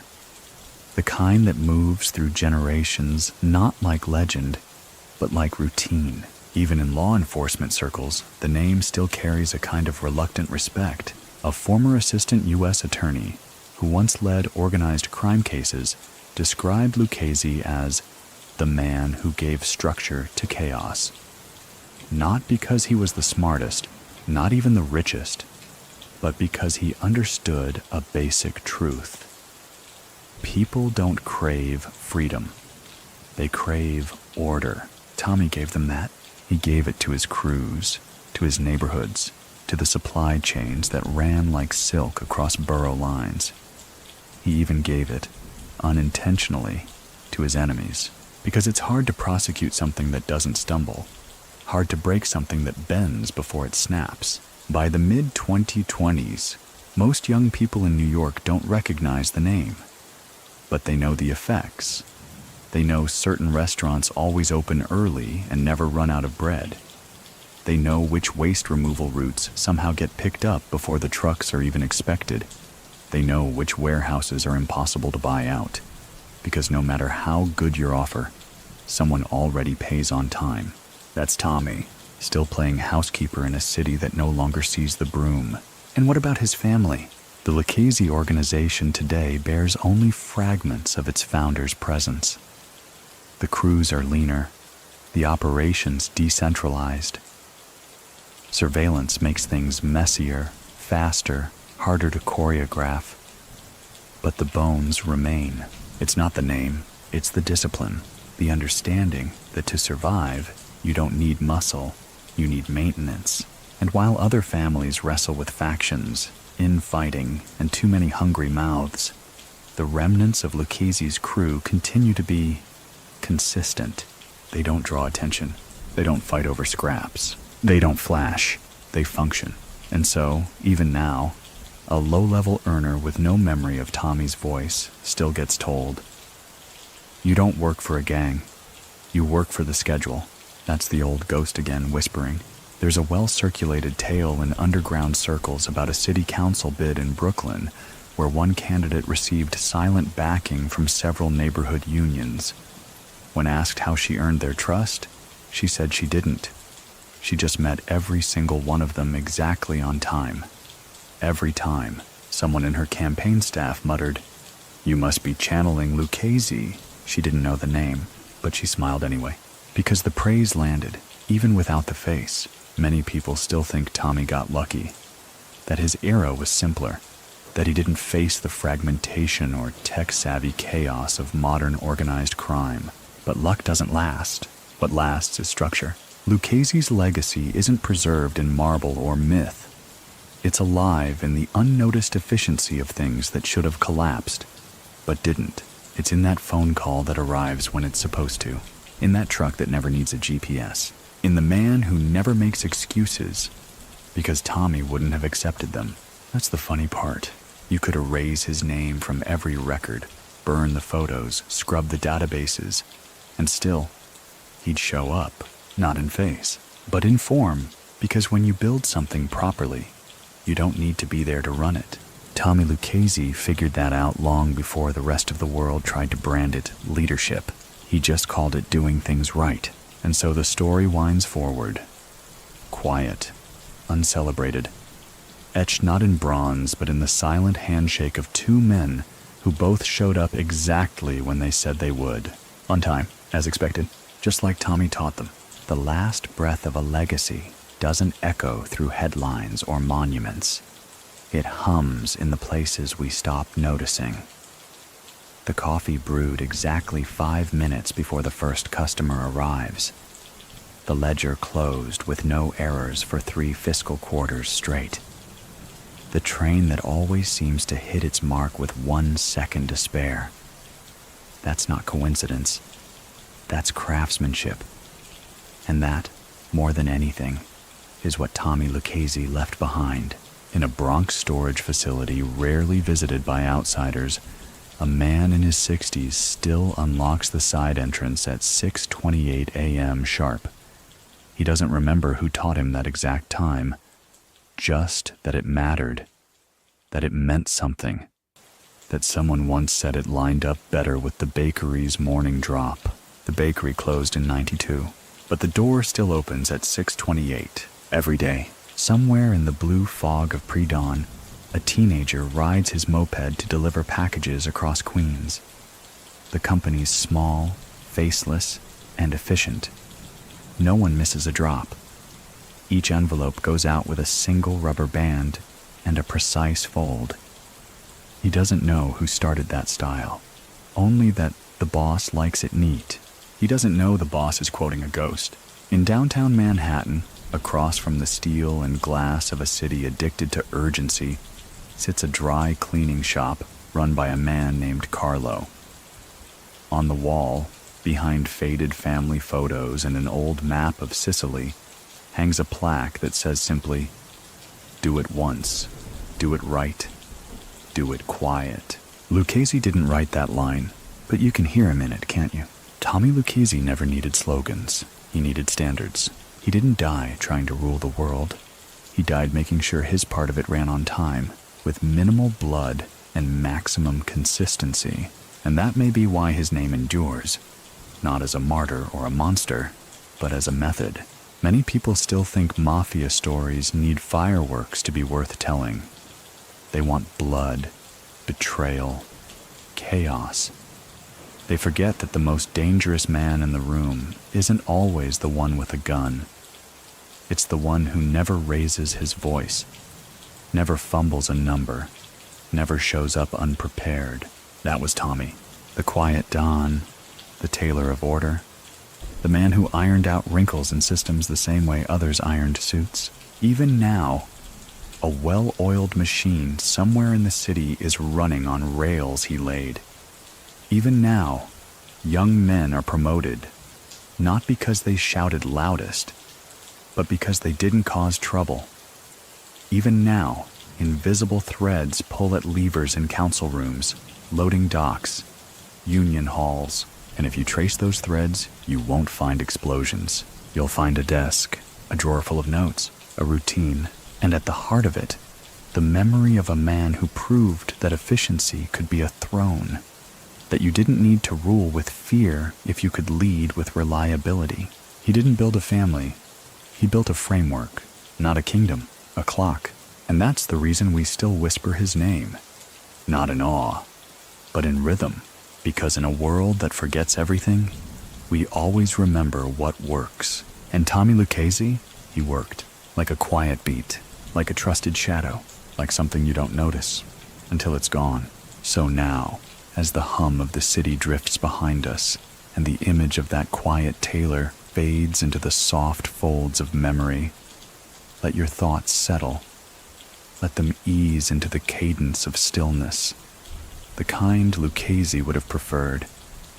No alarms, no chaos, just things in their place. Imagine the steady rhythm of old delivery vans, their engines purring like lullabies across wet asphalt. The smell of early bread, the shuffle of polished shoes, and the quiet nod between two men who understand the unspoken value of showing up on time. This is the world Tommy built. Not flashy, not loud, but reliable, like the click of a lock well turned. Breathe deeply now, slow and even. The chaos can wait. You're walking dim streets where nothing startles, only flows. Where every echo is accounted for. Where history wears a pressed collar and polished shoes, and where the most dangerous man in the room simply listens, and listens well. Let your body loosen, like a jacket slipping off after a long day. Let your eyes grow heavier, not with fear, but with understanding.